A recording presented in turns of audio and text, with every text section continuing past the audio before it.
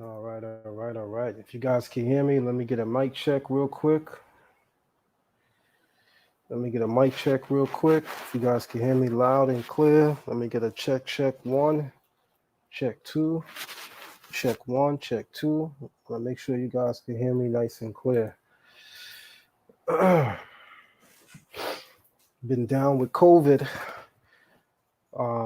since last week Monday, and I haven't gone live on my channel since.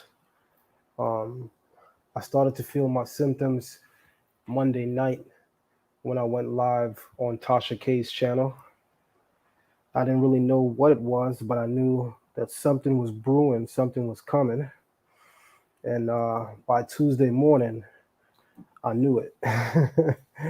I knew it. Even confirmed it in the hospital, in the ER, that I have the Delta variant of COVID. And I was battling that heavily. Tuesday when it started strong, Wednesday, Thursday, and even Friday. And by Saturday morning, much of it began to subside. Much of it began to subside. Um, let me first get a comment out the way. I see a lot of people been asking me about my video footage with Nepal and Brother Sarnetta from LA. Let me just make something clear to everybody who's been reaching out for that. That has absolutely nothing to do with Brother Polight's case. It has nothing to do with Brother Polight, the alleged victim, nor the alleged victim's mom. It's something that has to do with Nepal and Sarnetta. And I'm a person that plays chess, not checkers. I was supposed to release that video on Monday of last week, but that's the day that I came down with COVID. And it was also the day that Tasha K confirmed that we were going to be doing a live video. So needless to say, I never got an opportunity to do so. I'm also a chess player, right? So I may have to introduce the video at some point, but as of right now, I'm going to use my prerogative to sit on it. And what definitely won't happen, I'm not sure if people know who I am, but if you don't know who I am, you better figure out real quick. You're not going to bully me into playing a video because you want to see the bullish. You know what I'm saying? Don't hit me up in the message center or in the comment section of my videos that I'm putting out talking about, oh, he must have paid you off. Slap yourself. You got to be kidding me, some of y'all, with some of the stupid comments that I see out there. Oh, you didn't release the video, so he paid you. Listen, I'm at least smart enough to realize what some of y'all are doing, right? You saw that I didn't release the video, so you said to yourself, well, we're gonna shame him to release it. We're gonna talk about it. If you don't know me, you better figure out who I am real quick. I don't give a fizzup what you think you about to do. I'm a chess player. When I decide, or if I decide that I'm gonna put it out, then that's when I'll put it out. But I'm not putting out to appease anybody at all. But like I said in that video, I definitely have something with regard to them that they more than likely would not want the public to hear, right?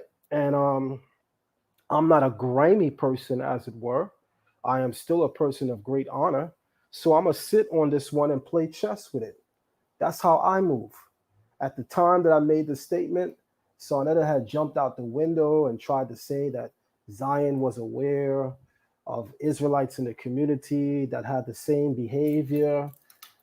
So because he told that lie, it moved me to go to my receipts where I had to defend myself. So that's where that stemmed from. All right, so that's the end of that. Moving on, though, I did catch a video last night, and usually people bring me videos. I don't always get to see, but this one came up on my timeline. This video, as I'm about to play it, is from Brother Jabari, right? who in the video he says that he is addressing me, and I believe what he titles to be my insinuations. Is that what he said? My insinuating? What did he say? What did he call it? He called the video Brother Jabari responds to Brother Polight arrests and Zion Lexx insinuations. Yeah. So I saw this video last night. I watched the whole thing. Luckily, it was only 20 minutes and 20 seconds. So I watched the whole video. And I gotta say, man, that I'm definitely surprised at Brother Jabari because we were in Las Vegas. His wife, himself, me, and my 12-year-old son just a couple of months ago. And we had used that time while we were there as speakers. We were both speakers at the same event. I had used the time to make things right, which I did. I pulled his wife to the side and I apologized for any past wrongdoings, anything that I have said or done that made her feel uncomfortable, slighted, or offended. I apologized. I also apologized to Brother Jabari on behalf of that. And we had a really good time in Vegas. I allowed my son to engage them, and they were very nice to him. We even saw them on the way back. We were on the same plane, you know what I'm saying? Going back to New York City from Vegas to New York City, we were actually on the same plane. You know what I'm saying? So I'm saying that to say, Brother Jabari has my number. And if Brother Jabari felt that there was something that I said wrong, as you're about to see, I think he knows that he could have called me. A lot of people expect me to jump out the window and tear Jabari a new one, and I will admit that sometimes anger gets the best of us all. And upon initially watching the video, it was just, to be honest, a little annoying, for somebody that has your number to be doing a video as opposed to calling you. But, this is the conscious community, I guess, right? So my initial reaction was to write a comment on his page to let him know I'm coming for you. And I wind up deleting the comment because I said, you know what? Let me sit on it till the morning to where I know what I want to say clearly. I don't want to do this from a place of anger. I want to do this from a place of peace and solitude. So I woke up this morning and here we go. We're going to review the video real quick. I also want to talk about a special lecture that we got going tonight on my Patreon for Patreon members only. This lecture tonight is about the month of Elul, which is the current Hebrew month, calendar month, as well as the month which is coming right after, the month of Etanim, also known as Tishri, which is the month of judgment, right? So I'll be doing a special lecture tonight for our Patreon members only,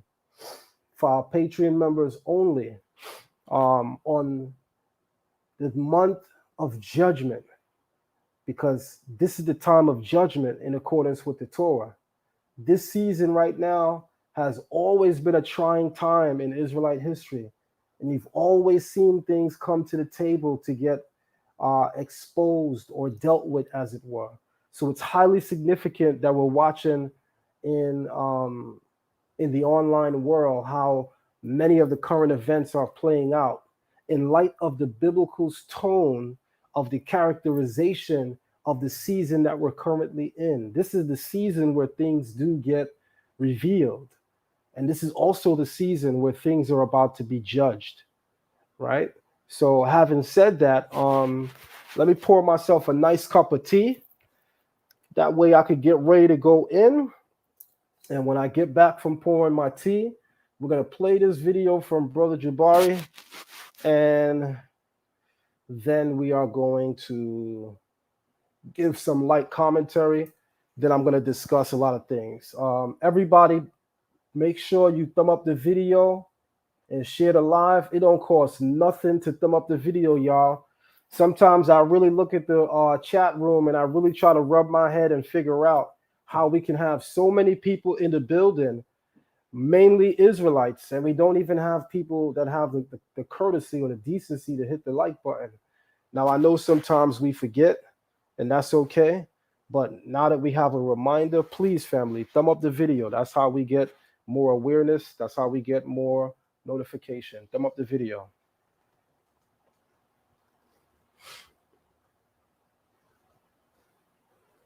All right. Um, all right, I'll be right back. Let me pour this cup of tea, and then we're about to get it in. We're going to do a play-by-play. Brother Jabari, in this video, he actually doesn't show the visual. He doesn't actually show the visual. He plays my video like a snippet, but he doesn't show the visual. I'm guessing he was wondering whether I would flag him or not, which again is puzzling to me because I still consider Brother Jabari my brother, and which is why I'm going to choose to be very tactful in the way that I respond to him. But anyway, I'll get to the gist of that in a moment. Let me pour this tea real quick. I'll be right back.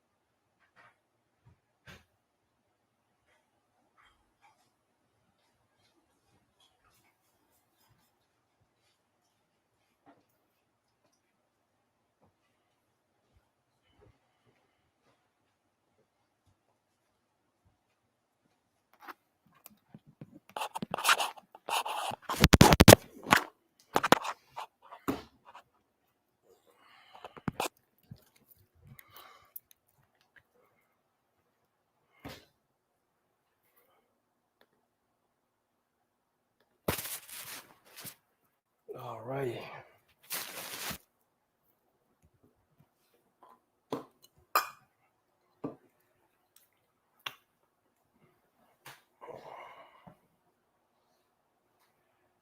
By the way, if there's anybody that's suffering from COVID recently that would like to know what herbs I took, please let me know.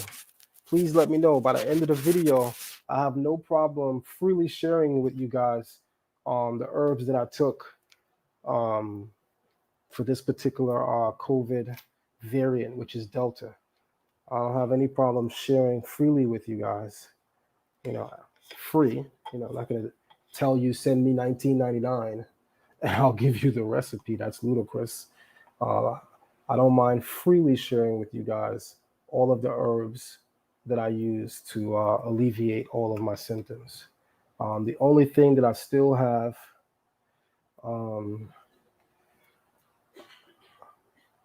King Rock, you missed my response, so you might want to play back the video. King Rock, you missed my response, so you might want to play back the video. All right. Right, so if there's anybody, again, going through, this has been my best friend, this little mug that I got from Dunkin' Donuts. Anybody want my recipe, all the list of the herbs that I made, and even the soup that I made, to deal with the COVID Delta variant, I will definitely share it towards the end of the live if you guys want that. All right. With that being said, let's play this beautiful bean footage from Brother Jabari Osase. And let's again, Brother Jabari, when a person has your phone number, and even in the video, you said more than once that Brother Zion Lexx is my brother, I would expect that you could at least call me before you do some video where you think that you're dealing with me, as you say. right? You entitled the video, Brother Jabari responds to Brother Polight arrest and Zion Lexx's insinuations. Before I say anything about that, let's let the video play out. And let's see what everybody has to say. Let's get a balanced look at what Brother Jabari says. I don't need anybody to come in here and be biased against Jabari, because that does me nothing. But what I do want to see is how many of us can listen to what Jabari is saying and judge it for any merit that it has or any merit that it lacks. That's all I'm asking for. So I definitely hope people don't think that we're in here, anybody, especially the Israelite community, that we're in here to come at Brother Jabari. This is definitely not one of those videos. But I do want to play the video so that the people can see and hear what he had to say. And then I'll address what he had to say step by step. So let's do that. Let's do just that. And here we go, Brother Jabari.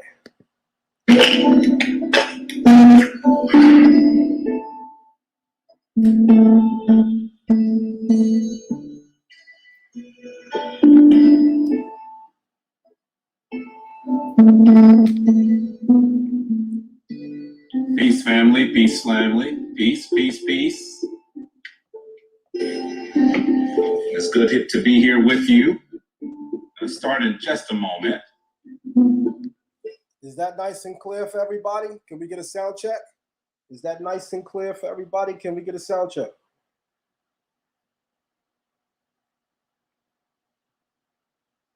If you could hear that nice and clear, type of 1. I want to make sure that the sound is clear. All right. Going to start in just a moment.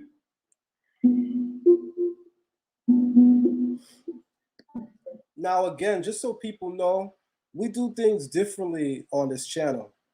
We do things differently on this channel, right? We don't try to make a spectacle, you know, when there's nothing there. We don't look for theatrics for any reason. You know, we definitely practice morality and ethics on this channel, which is why there's been a lot of great respect that has come my way via all of the credible media outlets that I've teamed up with recently to tackle some of these issues. And I'm going to continue to lead the charge in terms of being one of the more responsible media outlets to speak and or report on these issues. So I'm hoping that everybody keeps that same spirit and that same energy.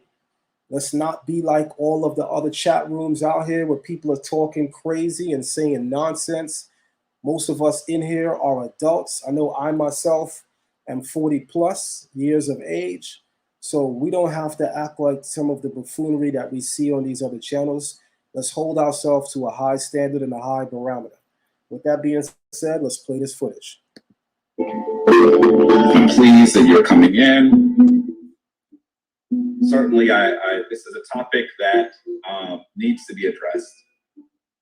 A topic that is of critical importance. And I'm truly hoping that we are all prepared to deal with, to address these issues in earnest. You know what? That's a comment that deserves a highlight. So let me highlight that comment. Lotus Blossom says, "Why are they upset with you for calling out degenerate behavior? I'm confused. They're acting as if you're making allegations instead of reporting facts based on actual pedophilic behavior. WTF?" I gotta tell you, my sister, I don't know who you are, but I agree with you 1000%. I agree with you. I don't understand this. I don't understand from the outset, first and foremost, how Brother Jabari's first video to address anything includes a critique of me. Huh? That's the first video you drop on this? You know, you guys will see throughout the 20 minutes whether or not there's an emphasis on Polight and the allegations, or whether or not his video lays emphasis on Zion Lexx. And if we're being honest, whether it's the Kemetic community or the Israelite community, everybody has to agree. If Brother Jabari's first video on this topic has a greater emphasis on Zion Lexx as opposed to Polight and the allegations, something is mathematically wrong here, right or wrong. Put some one and some fire emojis in the room if that is absolutely true what I'm saying. If Jabari has a greater emphasis on Zion Lexx in his first video to address these matters versus a greater emphasis on Polight and the allegations, how many of you would agree by a show of fire emojis that something is mathematically wrong with that?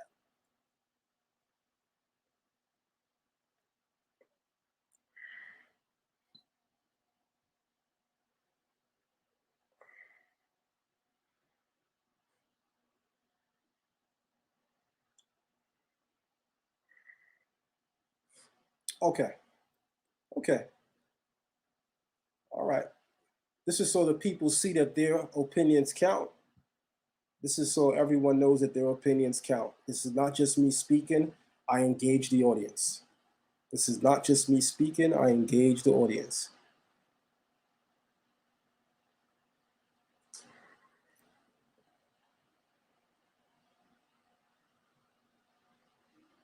All right, here we go. I'm gonna play the video. I really think that this is important, and so because of its importance, I think that it ought to. We got to give some thought to what this actually means. So let's begin.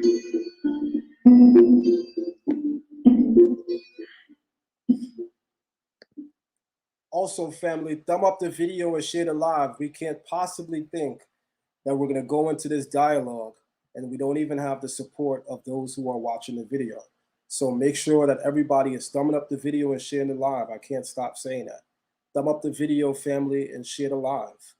Thumb up the video and share the live. It don't cost a damn thing to hit the thumbs up, the like button. Thumb up the video and share the live. It's free to like the video.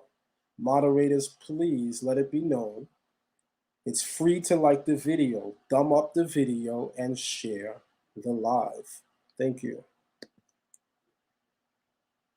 First, let me say to you, I'm not planning on being here long talking about these issues, but I do want to say to you that there have been a number of things that have occurred that are quite concerning, that I'm sure that you are aware of. I really need to say to you that first, let's begin with the allegations, and the arrest and the subsequent arrest of Brother Polight. It is so important for us to acknowledge that the charges that have been levied against Brother Polight, and in fact his subsequent arrest, are very serious. They're very serious. And I do know that there are some of you who would like to say that that we should simply wait until all of this is adjudicated in court. And clearly, I think that we should recognize that, of course, it is going to be adjudicated in court. Of course it is. Of course, this is something that is so serious, that the allegations are so vile that they will be adjudicated in court. It is not our role to convict Brother Polight before that occurs. However, I'm going to say to you, when the allegations are as serious as they are, we need to take them seriously. And in taking them seriously, I think it should be pretty clear that we should expect Brother Polight to be on timeout, at the very least. At the very least, he needs to sit down and not do the things that he had been doing. No disagreement there. I agree with you there, Brother Jabari. Continue. I think that I've been concerned by some of there's only one way to call it, flossing that he's been doing on social media during this time. I will say to him, as someone who I know, that I'm aware that it is not smart for him to talk specifically about the actual situation that occurred, the things that led to his arrest. But I am not aware of an attorney that would say that you should not say that you are innocent. And I think that that is what I need to hear him say. That is what we all need to hear him say. I didn't do this, I'm innocent. That's it. You don't need to go into details. That is what needs to happen. And at least the videos that I've seen and the images and things that I've seen him put forward, I have not heard him say that. I do not believe that your attorney would say that you should not say that. And so that is something that he... Right, which is something that I've already addressed. So I was hoping that maybe when Jabari finally does a video that he might add something unique that wasn't said already. But to be redundant, yes, Brother Jabari, Brother Polight should and can certainly at the least bit, when he does a video, if he does any video, it should be to simply say, I am innocent of all charges. I am not guilty. I cannot go into the details of the case because this is a serious matter that may in fact be adjudicated and may in fact go to trial. And I am going to reserve my right to remain silent on the details, but I will say that I am not guilty and that I am innocent of all the charges. He has every right to say that. The fact that he has not said that is very telling. The fact that he has not said that is very telling.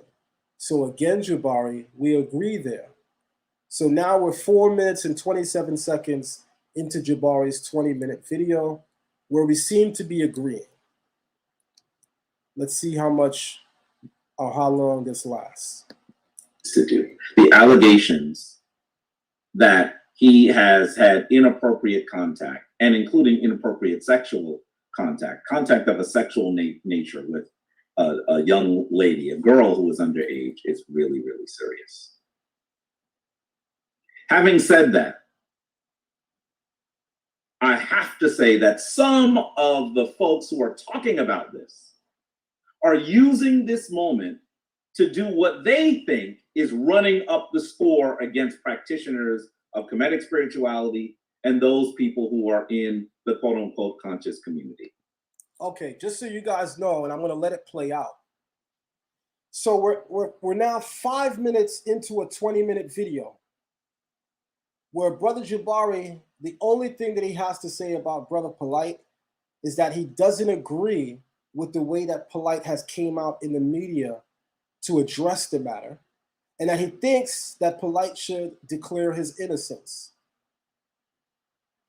Jabari, I'm not sure if you're aware of this, but I think people in your community especially who equally condemn Polight if the allegations are in fact true, I think they're actually looking for you, Brother Jabari, to at least come out and say, if Brother Polight is guilty of the allegations, we do in fact here at the Shrine of Ma'at condemn Brother Polight and his actions if in fact the allegations are true. You do know you can say that as well, Brother Jabari. Just like you can perfectly note that Polight can state his innocence, declare his innocence, and say nothing else, you, Brother Jabari, also have the prerogative right now in the public eye, as the very first video that you're putting out on the matter, to simply say, if in fact the allegations against Brother Polight are in fact true, then we at the Shrine of Ma'at do condemn Brother Jabari, Brother Polight. And Jabari, with all due respect, You did not say that. You used the first 5 minutes of your video to say that you don't agree with Polight's behavior since the news has hit the media, and that you think he should declare his innocence. And now that you got that out the way, everyone is about to see, you spend the next 15 minutes talking about me. Brother Jabari, I'm not sure if you know or understand that that was a sloppy move, and you have a damn nerve. You really do have a damn nerve of accusing me of handling the matter sloppy. I'm about to call you out left and right on things that you said in this video that are going to show that you have sloppy intel. But let me let the rest of the video play out. Let me let the rest of the video play out. But I just want to make sure that the people see these things, that the people see that Jabari finally does a video. The people see that Brother Jabari finally does a video, and instead of addressing mainly Polight, he spends 5 minutes in a 20-minute video addressing Polight with obvious things that everybody already spoke on. Polight's behavior is foolish and ludicrous, and that he should at least declare his innocence. Every media outlet has said that. The responsible ones and the irresponsible ones. Everybody agrees. So you didn't add anything unique there, so we're not sure why you even spoke, unless you're going to say something uniquely different. You also did not make it clear that if the man in fact is guilty, that you condemn his actions. You also have the prerogative of saying that, and you did not. You dropped the ball. Now you're going to spend the remaining 15 minutes of the video talking about and addressing me. So, Brother Jabari, just so you know, people are intelligent enough to know that this video is not about Jabari coming out to finally address Brother Polight. It's Jabari coming out to finally address Zion Lexx on the Polight allegations. That is how you should have entitled it, especially seeing that I'm the bulk of your video. And I want to say, if you're truly concerned about a young person, if you're truly concerned about what has occurred, that is not an appropriate thing to do. This is not a time. This is not a time for you to simply say that this is about those people who have issues with the Bible, that these are about those people who are part of the Kemetic tradition. And I think that that is what I'm hearing a lot of people say. I want to be really clear that the Kemetic tradition is the one that has, in its earliest stages, viewed the role of sisters, the role of women, as virtually egalitarian with regard to the relationships between the genders. That as we look at the way, the manner in which those ancient practitioners viewed women, they looked at women as their equal, or even in some ways primary to men. The first deities that you're going to see in Kemet, deities so ancient, of so advanced age that we no longer have their names, we are going to see women. What the hell does this have to do with what's going on with Brother Polight? Am I the only one right now that's wondering, the hell is he talking about? I mean, don't get me wrong. I'm a very intelligent guy, so I get it. But come on, Brother Jabari. Come on, man. You can do better than this, right? You can certainly do better than this. Give me a second.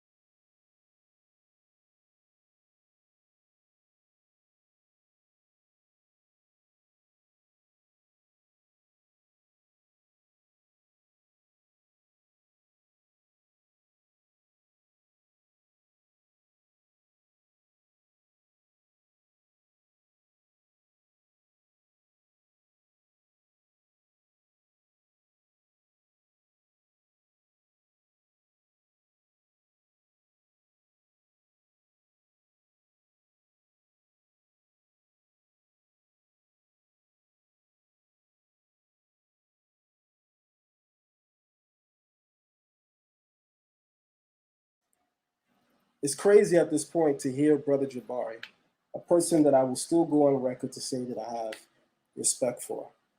It's crazy at this point to hear Brother Jabari, make these kind of statements, which shows that he's not really addressing the issue. He's addressing those who have something to say about the issue, and he doesn't like the way that they handled it. But that shouldn't be your first video. Your first video, your first priority is to be a voice in the community as a priest, which is what you say you are.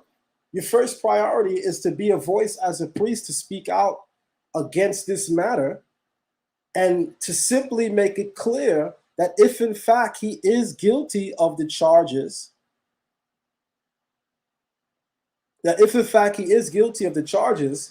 that he is condemned by you and your shrine. You should be able to say that. But instead, you're worried about how I am handling it. That's your concern. That's what drove you to do your first video. And I just want to point out to people that that's got to be mathematically wrong. There's got to be a problem with that. Nobody's speaking clearly about what Polight is being charged with in the Kemetic community. Instead, what they're doing is passing the buck. Oh, I heard that this Hebrew did that. I heard that this Hebrew did that. I heard. Well, when it comes to Brother Polight, we're dealing with court documents. We're dealing with police records already. That's not hearsay. That's definitive. So that's what you should be addressing. Definitive statements, not what you heard. If you are a responsible authority in the community, then you should be speaking on those things that are confirmed. And no one should be out here speaking on hearsay. Everything that I've said with regard to Brother Polight is in the goddamn police report. Confirmed the allegations. It's not slander. Let me continue to let this play out.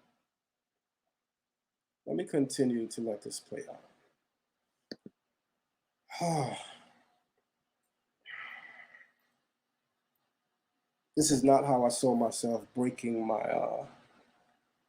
my hiatus from COVID. But you got to do what you got to do, right? And in fact, you have probably heard me on many occasions cite one of Kemet's most important texts, the text known as the Maxims of Ptahhotep.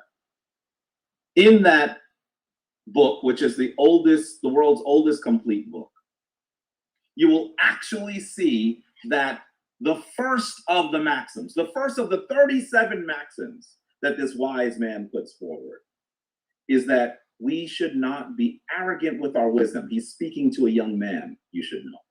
Do not be arrogant with your wisdom. The greatest knowledge is found amongst the women who toil at the millstone. Those women who are doing backbreaking work, difficult work. Those women who would have been considered working class women. Women that are not of stature. He said the greatest virtue, the greatest wisdom can be found amongst those women. We recognize that when the image of the divine is created, is rendered in these ancient African traditions, we see just as much a preponderance, a focus on the divine feminine as there is on the divine masculine. So I want to be really clear. The ancient African, the Kemetic tradition, actually view. Let me take the time to address this stupid and silly comment. Let me take the time to address this stupid and silly comment by some people want to go on the Summer Jam screen, so I'm gonna help them out. I'm gonna put you on the Summer Jam screen. Donnie Williams says, Simone, Zion was just rocking with him in California. You know, I saw that comment more than once in YouTube world. And let me just briefly address that. Y'all are really effing stupid. Like some of y'all are really effing stupid. Zion was rocking with Polight in California.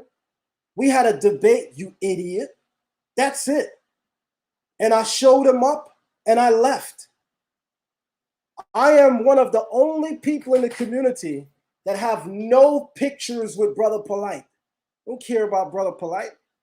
I've seen Brother Polight more than virtually anybody in the conscious community. Remember, I do live in New York.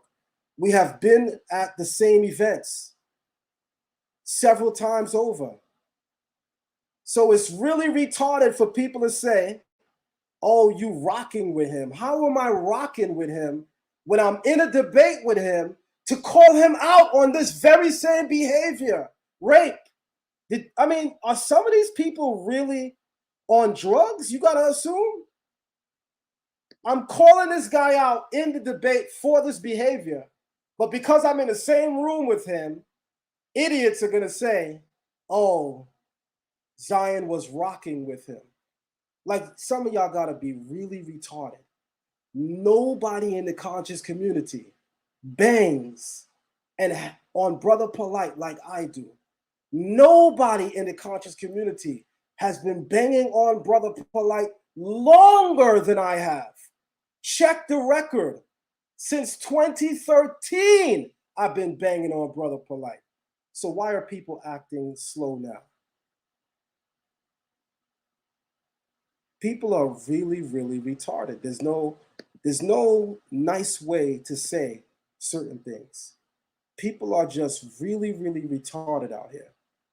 But I did want to take the time to highlight their comments so that the world could see how stupid they are. And a lot of these people are just starving for attention. I had a guy do a video about me, and I responded in the comment section. He screenshot the comment, did a second video, and was very proud. Look, guys, Zion Lexx responded to me. You know how sick in the mind you gotta be, where just to get a response out of somebody, you'll say something negative. Some people are fans of you so much that any attention you give them is good attention, even when it's negative. Dude took a whole screenshot of it, did a whole nother video, and was so happy that Zion Lexx actually spoke to him, of which I said to him in the comment section, you know how mentally ill and sick you have to be when my negative comment about you, you're happy to see, because it still negates, it still suggests that I'm dialoguing and acknowledging you. That's sad as hell. That's sad as hell. But let me get back to this video, man. Hate is a strong thing, boy. Hate is a strong, strong thing. Let's get back to the video. The role of women as virtually equal to that of men. And so this is something that we need to recognize. This is something that we have to truly appreciate.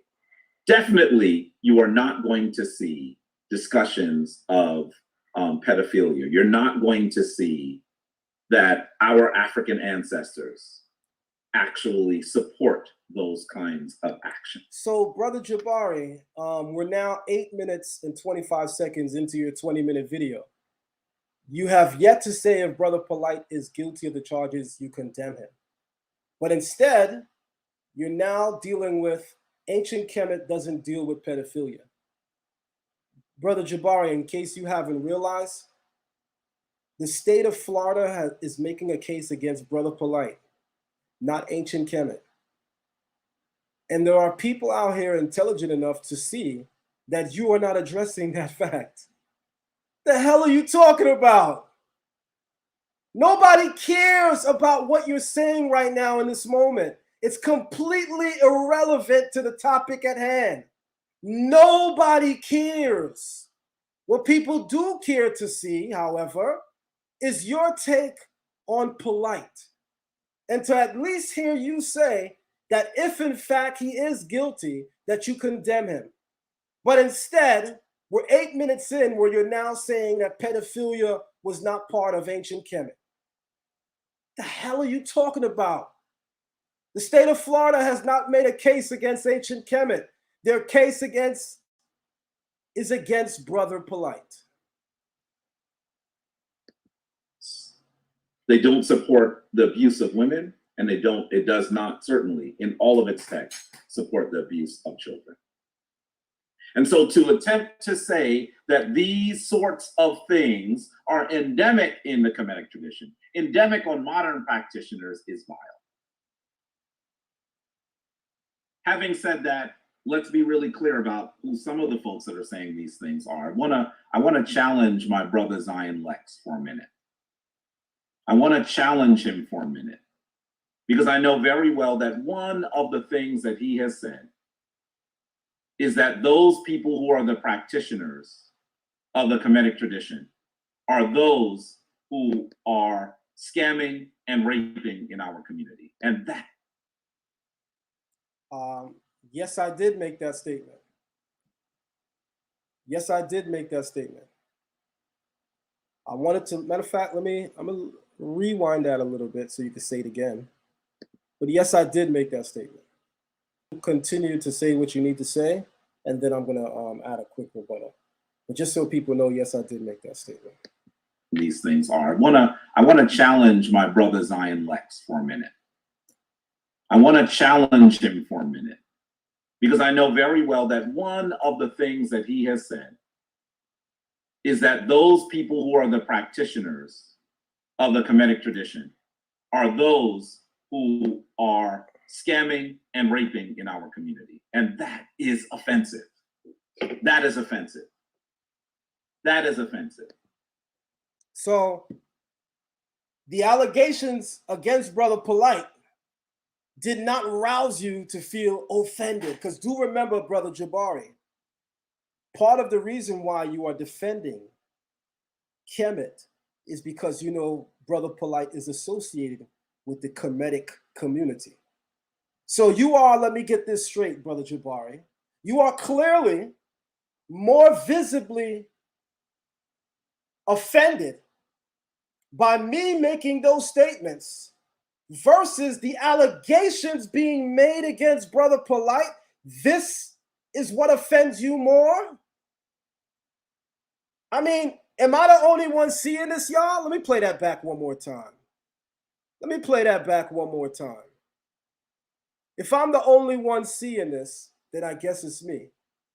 But if there are other people seeing exactly what I'm seeing, that Brother Jabari clearly is more offended at my comments with regard to some people in the Kemetic community, and we'll get to that in a moment because I did mention a name.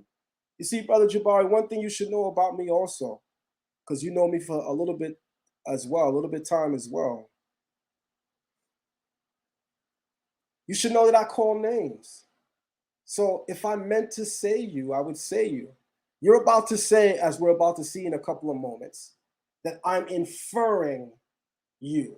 Nah, if I wanted to include you as a scammer or a rapist, and when I use the term rapist, I meant it literal for Polight, and I meant it allegorically for some of the people in the Kemetic community who are raping people with their practices. But Jabari, just so we're clear, I wasn't referring to you, and I'm still not referring to you. As much as we disagree ideologically, I don't think that Brother Jabari is a scammer. I honestly don't. If I did, I wouldn't allow you to be 10 feet up near my son. I don't believe you are. I don't believe your wife is. I don't believe Baba Haru is. I don't believe that Baba Mfudishi is. The person that I believe is a scammer, I named in the video. But you only are about to play a small snippet of me making a small claim without hearing the full snippet where I actually named the person I'm talking about, because I definitely said, like Ashra Crazy. That's a name, and that's a name I named in the video, and I still stand on that. I said that he does trip after trip to Kemet, scamming people. I damn sure said that. I called his name. So, Brother Jabari, the hell are you talking about? If I meant you, I would have said you. Everybody knows me. I'm not afraid to say nobody's name. If I'm talking about you, I'm going to say you.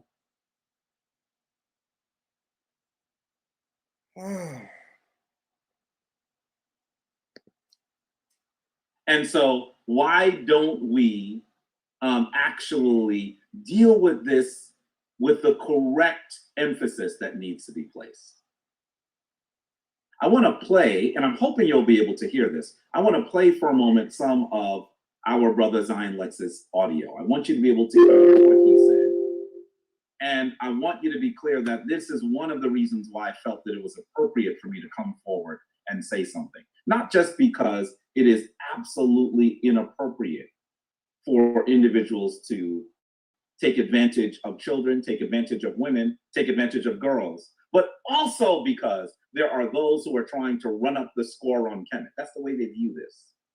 And that they're trying to pillory the entire Kemetic community on the allegations.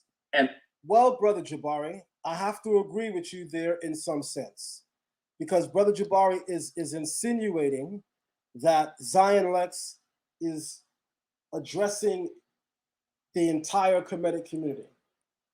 And even though I was being very specific and talking about very specific people, I still kind of was addressing the whole community in some way and fashion. Yeah, I will say that. Not to say that everybody in the Kemetic community is scamming. That's not what I was trying to say. But not that everybody in the Kemetic community is raping allegorically, figuratively, or literally. That's not what I was saying. But Brother Jabari, this is your first video speaking out about the matter. And it's really to address me, not Polight. Your outrage at this point is not even for the young alleged victim in question. Your outrage is more so with me and how I'm handling it. And people are smart enough to see that something is mathematically wrong with that kind of thinking. So you rather come at me than stand and defend a young girl? That's what we're doing? Welcome to the unconscious community. Welcome to the unconscious community. I will continually say that. Welcome to the unconscious community, where very intelligent people don't even see the error in their ways. Very intelligent people. He's not a fool. Very intelligent man. Brother Jabari, your silence comes across as agreement. I know you know that phrase. Silence is agreement. You have not spoken out about the matter until last night. So yes, I am absolutely right to kind of put large amounts of people in your community in this boat. Because if none of you are speaking out publicly about it, then your silence becomes agreement. So yes, you got to catch some of the fire too. But God damn it, it took all of that for you to finally come out and do a video only to focus mostly on me and not even the allegations against Brother Polight. So come on, people are stupid. They can't read through what you're doing. You have a personal issue with me still? Because you could have called my phone. Me and you not beefing. You could have called my phone. I text you. No, I called you this morning. You'll see it. Hold on. I'm going to show my call log. I called you this morning. I called you this morning. I'm going to cover up your number a little bit, but I'm going to bring this to the camera and show I called you this morning, 9:13 a.m., outgoing call. 9:13 a.m., outgoing call. I called you before I did my live because I wanted to give you a courtesy and let you know what I was going to be doing before I did it. I wanted to give you a courtesy and let you know what I was going to be doing before I did it. I called you. I don't understand what's going on right now. I really don't. I don't understand this at all. To Dr. Inky and your question, you need to rewind to the beginning of the video. To Dr. Inky and your question, you need to rewind to the beginning of the video where I addressed that. All right? You need to rewind to the beginning of the video where I actually addressed that. All right. rest of Brother Polight, and that is inappropriate. And so I want to play a bit of his audio. I want you to hear exactly what he said, because I know that there are those who are going to say that he did not say that thing that. Oh yeah, Inky, since you're here, let me address you really quick. I know you, so I know you laughing. Let me address you real quick, Inky, while you're here. You know, I see everything, right? But I'll respond if I think it's necessary to respond. I wasn't going to respond to you, but since you're here, it's only right that I respond to you. I did catch a video on Moorish World TV where you said, and shout out to brother Tahaka Bey from Moorish World TV, who let it be known, do not disrespect my man Zion Lexx. Shout out to my brother Tahaka Bey, who is a true friend. You don't disrespect my homie in my presence. If he ain't here, I'm going to defend him. Your friends are people that will defend you when you're not there. I always tell people that. Your friends are people that will defend you when you're not there. So let me say this to you in part, brother Inky. You said on Moorish World TV that Zion Lexx misrepresented the Kemetic community. Zion Lexx was the wrong person for Tasha K to interview because Zion Lexx doesn't have the history with Polight. Let me first say this to you, brother Inky, and let me make you know why you have the wrong one and why you're making some very bad statements. First and foremost, right? First and foremost, the questions that Tasha K asked me pertain to my beginning interaction with Brother Polight. She did not say, Zion Lexx, you are here from the beginning of the conscious community, which is what Brother Inky said. Zion should not have been the one to interview with Tasha K, which to me is weird, Inky. Because goddamn it, if you got the interview with her, I ain't sitting there hating. You got the goddamn interview. The hell I look like doing a video talking about that man, that black man shouldn't have been the one to interview with her. That's just weird as shit to me.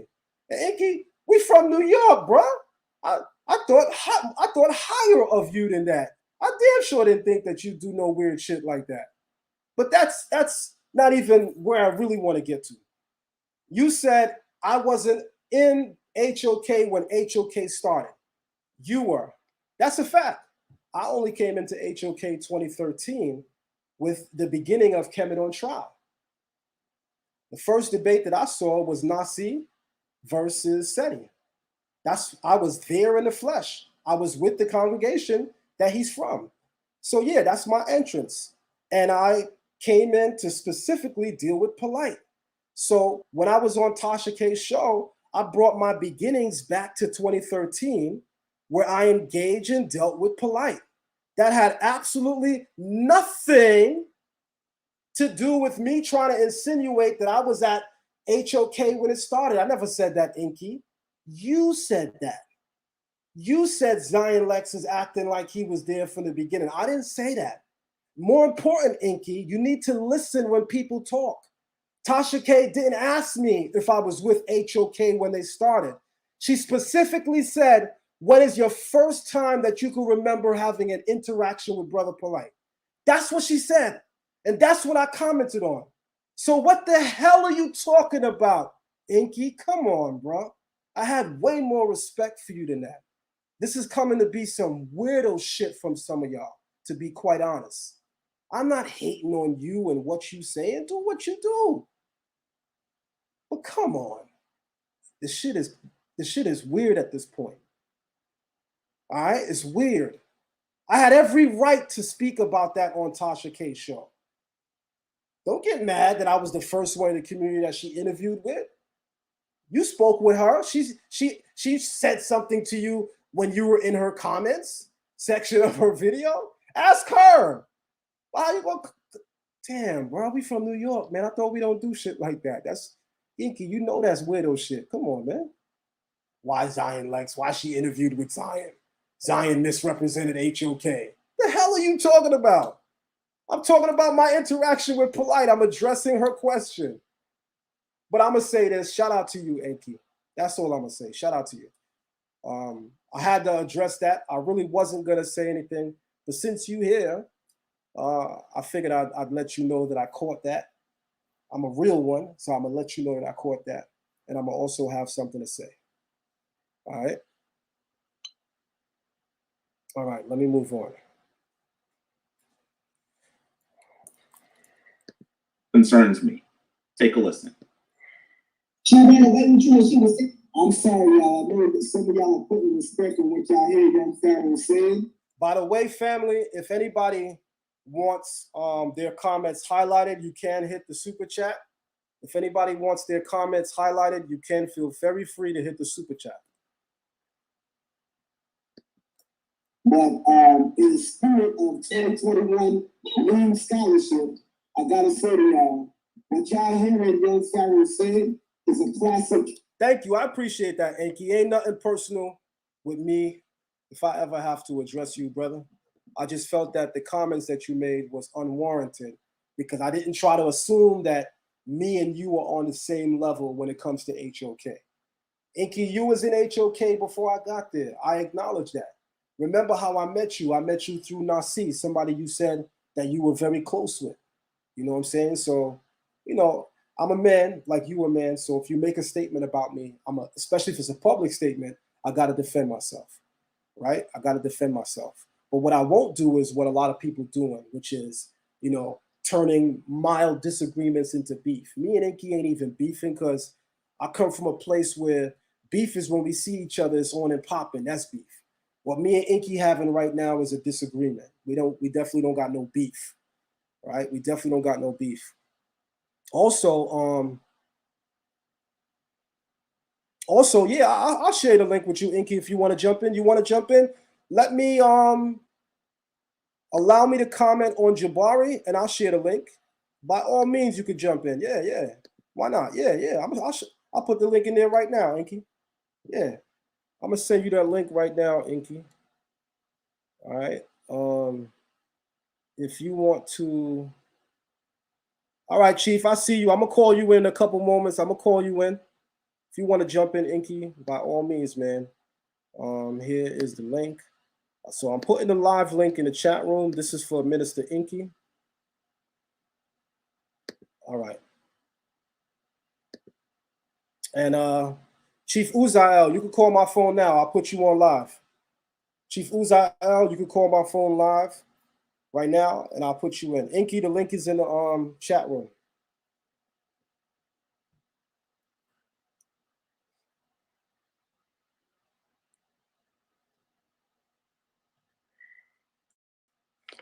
Chief Uzael, you can call my phone now.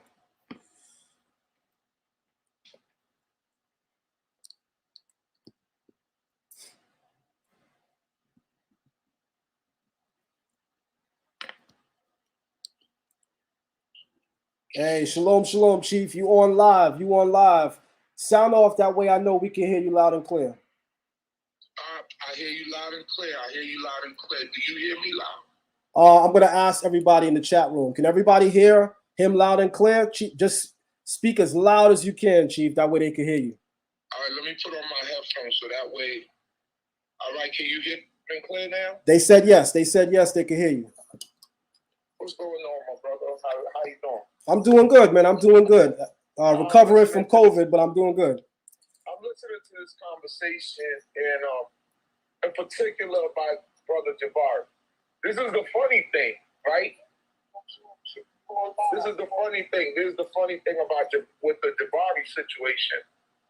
Out of everybody in the Kemetic community, and this is from me talking to you personally, and this is why it surprises me that Jabari would even come out and even come at you, is that out of everybody in the Kemetic community, you put the most respect on him. Facts. You Facts. put the most respect on him. I mean, from our personal conversation, you always speak highly about Brother Jabari, regardless of what y'all been through. You know what I mean? Regardless of whatever you guys been through, you always put the most respect on him. Let me say this to you real quick, Chief. Part of the problem with that, Chief, is those are conversations that me and you have behind closed doors, right? That he's not privy to. And because maybe he can't see or hear those things, he doesn't really know how I really feel about him. But I'm glad that you can come on to say that both publicly and privately. I put respect on Jabari. I appreciate you coming on to say that. I didn't know what you was going to say, but I appreciate that. Go ahead. Yeah, because this is coming to me, and I'm speaking my mind. You know what I mean? Whatever we speak of, if it's something real personal, we not gonna put. But this is like Jabari is like we respect Jabari. You know what I mean? Regardless of whatever happened, we respect him.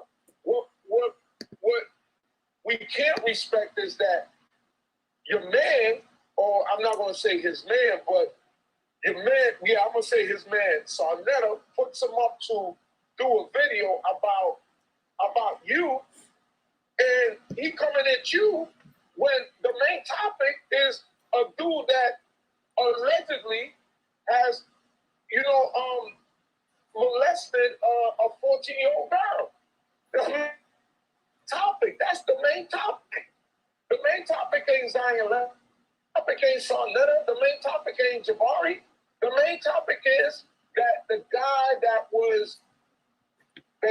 they have propped up as the man to beat in the conscious community has been alleged to have done these egregious acts.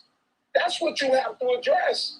So I'm surprised that Brother Jabari, and I've been to Brother Jabari's house. I see how Brother Jabari carries it. I have love and respect for Brother Jabari, but I'm surprised that he will come out and do a video about this. And these dudes been banging on Israel from the beginning. They've caught us everything from, you can put it in the book. You can find it in all the videos. These guys been banging on us. Am I still on? Yes. These guys been banging on us. So if you make a comment and then you isolate who you're speaking about in your comment, why are you taking it personal? You know what I'm saying? You could have won.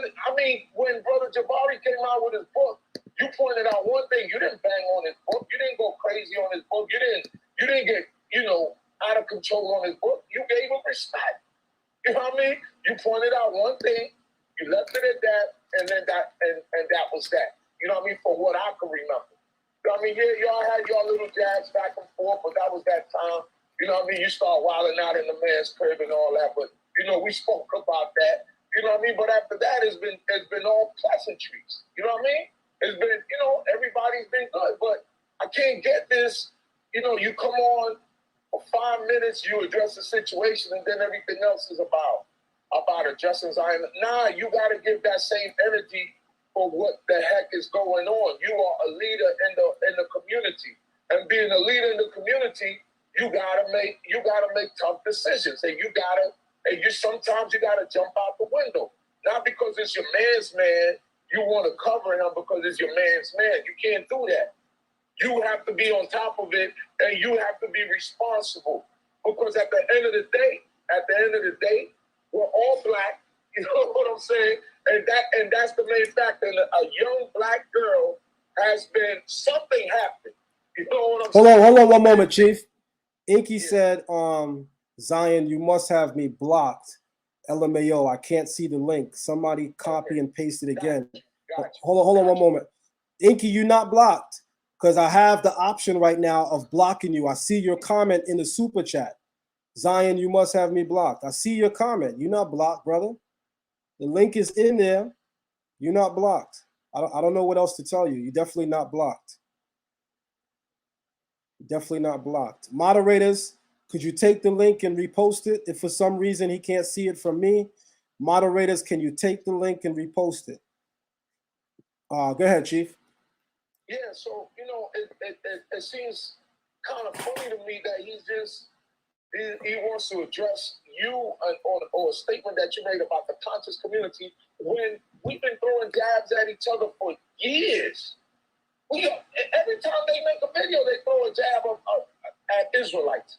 Every time Israelites make a video, they might throw a jab at them. But what changes it now, right? We have to concentrate. We have to concentrate on what's the issue at hand. A 14-year-old girl, something happened. You know what I'm saying? The police report didn't just make up the DNA. There's somebody's DNA on her. You know what I mean? Presumably and allegedly, it's Polight, Brother Polight. So that has to be addressed. You can't sugarcoat that, and you can't. Oh, we don't want to talk about this. We don't want to talk about that. Because it's Brother Polight or something. Nah, it don't go that way. It don't go that way. Brother Polight has to account for whatever he might have done, and he has to. And all right. So then, what happens if he goes to court and he's found guilty? Then what are they going to say? You know what I'm saying? I mean, this is all like child's play. Come on, man. This ain't about right now. We're not arguing about Kemet and the Bible. We are seeing something that's affecting our community as a whole. You know what I mean? These type of molestations have been happening for years. They've been going on for years in our communities. You know what I'm saying? That's what we have to address. We don't have to address whether you're talking about Kemet and who you address. Nah, man, come out and talk about what happened. I would have more respect for you if you came out and addressed that. But right now, you know what I'm saying? It just seems like you just want to nitpick at Zion, because I have a little bit of heat on you right now, or you might be a little bit. Come on, bro. Get on it. Do what you're supposed to do. In fact, you with Zion and actually address what's going on. You know what I'm saying? You know Zion good enough. You got his phone number. Get on the platform with Zion. Call him and say, yo, I want to address this. I want to address what this type of behavior within our community. Not be making videos about. They said, you address him polite and what you might have allegedly done. That's what you're talking about. You know what I'm saying? Facts. I mean, I might be all over the place, but yeah, it just irks me when I see stuff like that. Just like right now, you and Inky had a disagreement. What Inky do? He said, "Yo, let me come on." That's how men deal with things. Now you go on the side, come on. Facts. You know what I mean? Call me, and if you're listening right now, Brother Jabari, you got Zion Lexx's number. Call him and talk it out right on air. Stop sending your little doges to listen and to bring you back messages or whatever, or they bringing you back messages the wrong way. Come on the man's show, address it like a man, and that way y'all could get past this. Because whether you know it or not, the man really does have respect for you. You know what I mean? So I know I rambled along. It is what it is. Just address what's the matter at hand, which is a 14-year-old girl. You know what I'm saying? Something happened to a 14-year-old girl. We're going to put it like that. All right. So let's address that. And with that, I ain't going to take up too much more of your time, my brother. May you be blessed. May the Most High God bless you.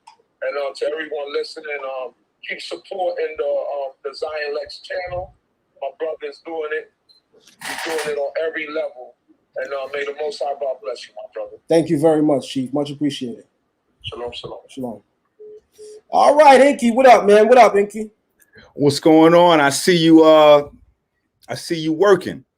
Yeah. In some sense, man, I'm back. I was down with COVID, but I'm back. So before we get to the Jabari joint, I just want to deal with the previous issues and clear the air. So initially, when the situation went down, we still saluting you. Let me say that. I don't want to make it seem like we was saluting you that. But when you said that you had the video and then you didn't release the video, and then we seen you on Tasha K, and then we seen Sonetta do that flip-flop. It just confused us from the back. It just confused us, people that's watching, because we see you go, yeah, no matter what happened, I'm releasing this on Monday. And then we see Sonetta come out and go, oh, well, I'm banning Polight from the platform, blah, blah, blah. And then after he says that, your video with Tasha K drops, and then he does another video and goes, oh yeah, I'm bringing Polight back onto the page. I'm back with Polight again. In my mind, and in a lot of people's minds, it looked like there was some sort of agreement that may have took place where you forced Sonetta to kind of force his hand, like, yeah, Polight can't come back. And then it looked like he kind of reneged. So there was just a lot of contributing things that made us want to put a little bit of pressure on you to just clear the air and let everybody know what it is. Now, with your answer that you gave in the beginning of this video, for me, grand opening, grand closing, because you don't never show all your cards while you in the middle of the card game. Like that's suicide. You don't never do that. You know what I'm saying? So I got you on that, in that space. But the sequence of events, it just didn't look good from the outside looking in. It was like we like, hold on, what? Zion, you supposed to be one of us. What you doing over there? So we was confused. I'm glad you put that to bed. And as far as the Jabari thing, I haven't really seen his interview.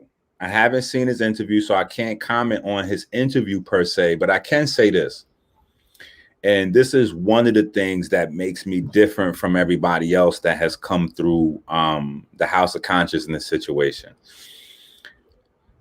Unlike everybody else, who I am is not due to House of Consciousness. My early journey into consciousness was exactly the opposite. Because I was down with Infudishi, Azariah, and Booker T. Coleman, I couldn't get no help from the 8th Avenue gang. So and when I say the 8th Avenue gang, I'm talking about Sonetta and everybody that was in that space right at that time. Nobody would help me out. So I had to like get me a little camera from the pawn shop and get me a used computer and start figuring things out. I start going down to the Apple store, taking classes, learning how to, iMovie and like walking it all the way up. So although people saw me on that camera from time to time, who I am and how I eat is not attached to the House of Consciousness. I never made no money from, like, my money and my name is not attached to that. So I have a freedom to be able to say what I want to say whenever I want to say it.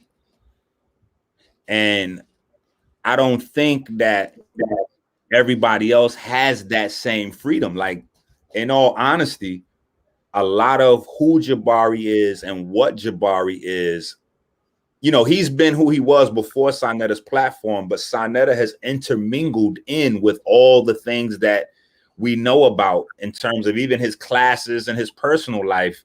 So all of that is interwoven. Like, all of these people are literally scared to death for Polight's details to continue to come out, because all these people,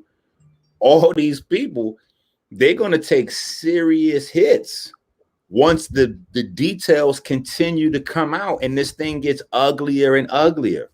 God forbid that other girls start coming out. God forbid that there's other victims. You know what I'm saying? Like, how this thing go. When Cosby went down, we heard one victim, 2 victims, and then it was 100. The same thing with other scenarios. You know what I'm saying? So, this could wind up being, and getting more complicated before it gets more simple. Like, there's a lot of things that haven't even been brung to the table yet. Like, a lot of people don't know that Polight was a part of Dr. York's legal team. Polight was running Dr. York's financial business. You know what I'm saying? Like, there's just so many facets of this story that's just like not even, this is the beginning. This is not even the beginning of the story. This is like the intro to the story. You know what I'm saying? We ain't even getting to chapter 1 yet. So I think that, a lot of people are being very evasive because of their connection. Like, you see King Simon is in the chat. King Simon is in every chat on every video that has anything to do with this story, but King Simon is not vocal as the person that was there with Polight since day 0. There's nothing that Polight has done ever that King Simon doesn't know about. So there's a lot of people that are quiet. There are people that are being evasive. There are a lot of people that are trying to look the other way. There are a lot of people that are scared for their name in their personal good standing to be thrown in the mud. My name in good standing thrown in the mud. I got people that have 20 years worth of snorting heroin saying that I could possibly, yo, this is the craziest shit. You got guys with 20 years worth of snorting cocaine, crack, and heroin that have 20 felonies on their record. 20 felonies on their record. Saying that me, the guy with 0 felonies on his record, the guy with 0 hard drug use in his life could be the scammer. Like everyone look at it, like, so there's a lot of there's a lot of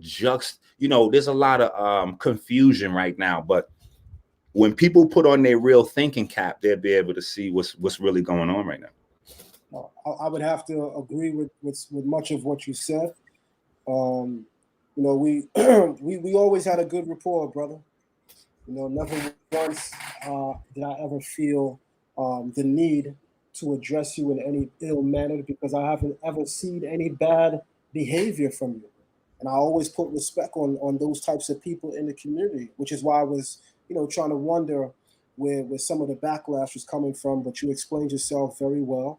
And again, going back to that video with Brother Sarnetta, I am a chess player first.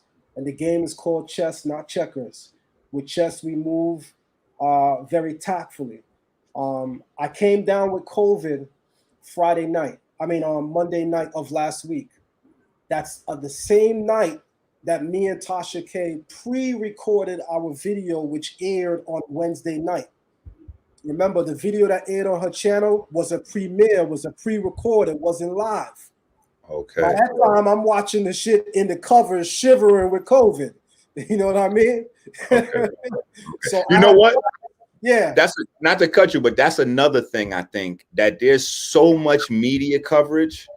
Yeah. That we're probably getting stuff out of sync, meaning we're probably seeing videos and we trying to put stuff into place. Right. But it's out of sync. You know what I'm saying? So that, yeah. As you know, some media outlets, especially one big like hers, she's not just going to jump and do something live all the time. Right? Because we know that for her name means a lot. So things may have to be pre-recorded and then go to the final edit. So she decided that our interview was going to be on Monday night and it was going to air either the next day or Wednesday, and it aired that Wednesday. So while I'm watching it with everyone else, I'm unfortunately going through COVID, which, during my interview with her, you guys can't tell, but I'm starting to feel the symptoms. I knew something was wrong, and I got a poker face as a person who interviews. When you doing lives, if you got to shit, if you got to pee, you got to wear a poker face because you're doing a whole live. So we seasoned at this. So I knew how to mask what I was feeling on the inside while I was doing her interview. But yeah, I was going through COVID. I was suffering through the beginning stages of COVID at that time. So that's what that was about. Even with the lawyer's interview that I did 2 days ago, I made it clear I was going through COVID, right? And I was able to do the video remotely, right?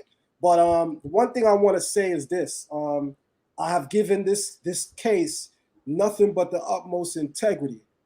Nothing but the utmost integrity. And would I be honest and say that there's probably a part of me that's inspired to take Polight down because of our back and forth in the last, 2013. It's 2021, about to be 2022. So almost 10 years? Yeah, man. There's definitely a part of me that this is also personal. I'm gonna say that. Not everybody could say that, but I'm gonna keep. Well, let me say this.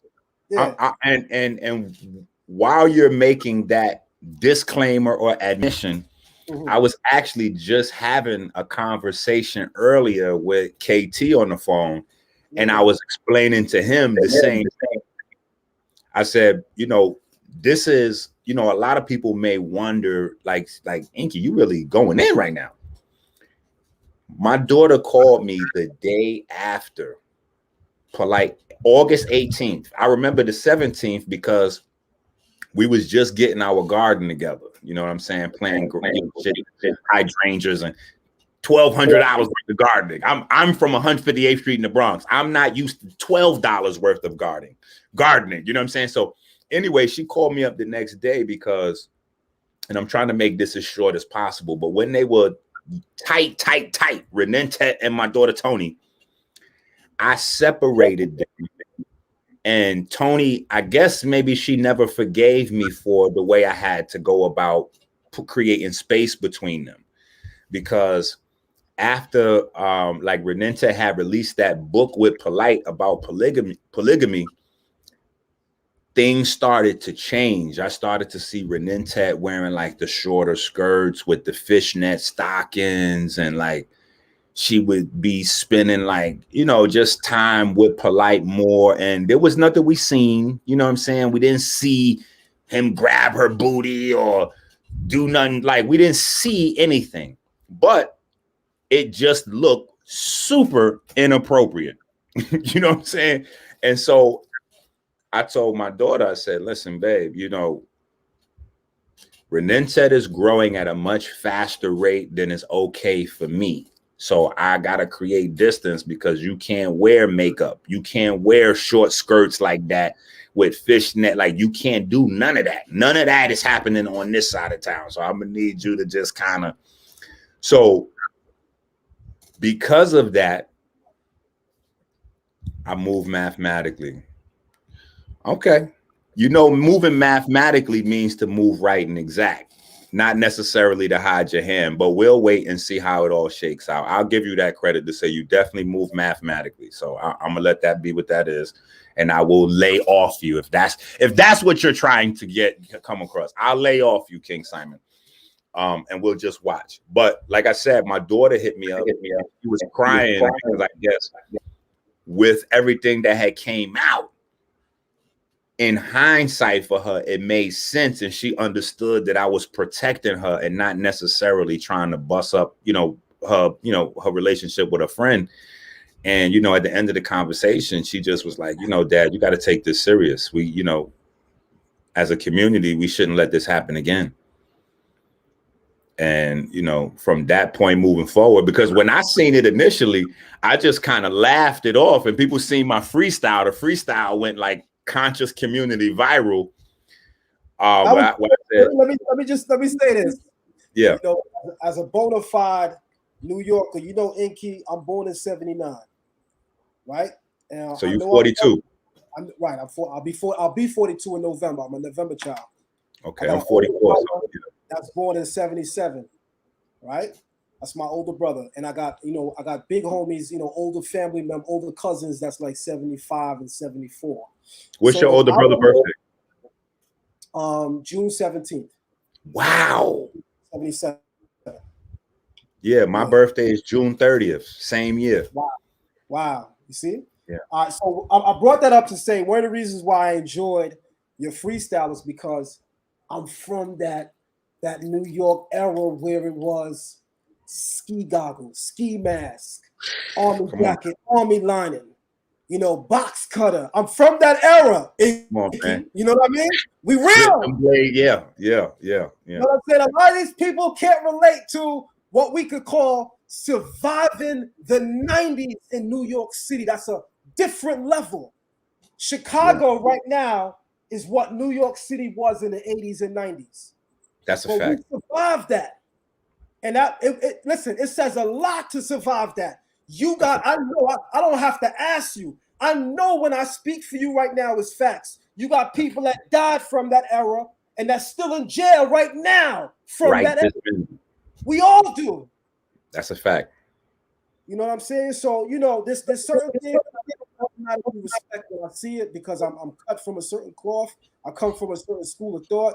And, with us, we're trying to be better, at least for our kids first, and then as leaders for this next generation second.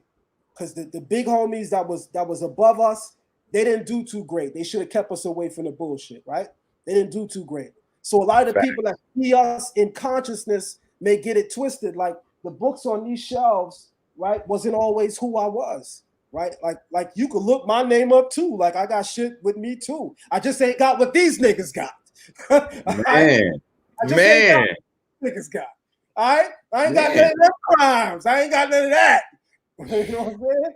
But we all, you know, coming through New York City era, it's almost impossible not to have some kind of record. I thank God that I've been to C74, but I didn't stay long. I thank God. I also thank God that I got no felonies. You know what I'm saying? But I got family members who do.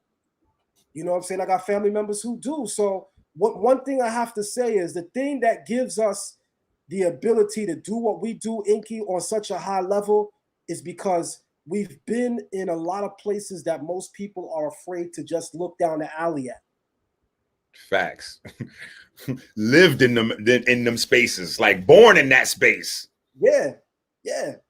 You know, real talk. So you know, fast forwarding though, I was trying to play a video with Jabari. This is his first video response on his channel dealing with the Brother Polight case. He spent 5 minutes on it, and the first 5 minutes he came out and he said that he disagrees with Brother Polight's behavior in the media, which we all do. So he didn't add anything that we haven't already said. He also said that he believes Brother Polight should at the least declare his innocence. Again, something we already said. Then he goes right forward and says, but there's people like Zion Lexx who now want to use the matter to come after everybody holding arms. And here's the thing about that, Brother Jabari. You've been silent on the matter the whole time. And where we come from, silence is agreement. So if you felt the blunt force of some of the words that I put out in the ethosphere, then you needed to. Because look, it helped you to actually have some kind of voice. Because up until now, you ain't said shit. What you got to say about that, Brother Inky? Nah, that's what time it is right now, bro. It's time that, you know, and like I said, I want to apologize for any undue pressure that I may have thrown on your name or on your platform. But this is the space that we're in right now. It's only a handful of stand-up black men in this community. So unfortunately, we got to start applying pressure. You know what I'm saying? And then, you know, pressure turns carbon into diamonds. So we're just trying to bring out who people really are behind a mask that they hiding behind. You know what I'm saying? And let me switch gears because I got you on the platform. I got you. Yeah. Listen, in my mind, I got questions I want to ask you too. I'm like, my guy, you had that rape interview. We have to talk about that. Definitely. Let me first get this out, right? I'm gonna be the Charlemagne. I'm gonna ask you all the tough shit that niggas scared to ask you. I feel like you a real one. I feel like you should be able to defend yourself. But I'm gonna be the voice to the people. I'm gonna ask you all these questions right now, right? I'm gonna switch gears and I'm gonna interview you. All right. So you got people that are literally saying, no hearsay. There's people literally out here saying, who is Inky to talk about Polight? He was running with Polight for a long time. He was part of New Covenant. Hell, they on this video, they on that video. How do you first address the allegations of what gives Minister Inky the authority to speak out against Brother Polight when he was a member of Brother Polight's organization? Well, I think the answer to that is actually in the question. When people say what gives Inky the ability or the authority to speak on Polight when he ran with Polight for so long and he was in the organization, the answer's right there. Where else would you be getting accurate information from except for somebody that was with him, somebody that was in the organization? And not only somebody that was in the organization, let me make sure I correct you guys. Somebody that was at the inception of it. We created New Covenant in the back of our Ali Muhammad class. Okay. Thanks for the exclusive. Wow. Okay.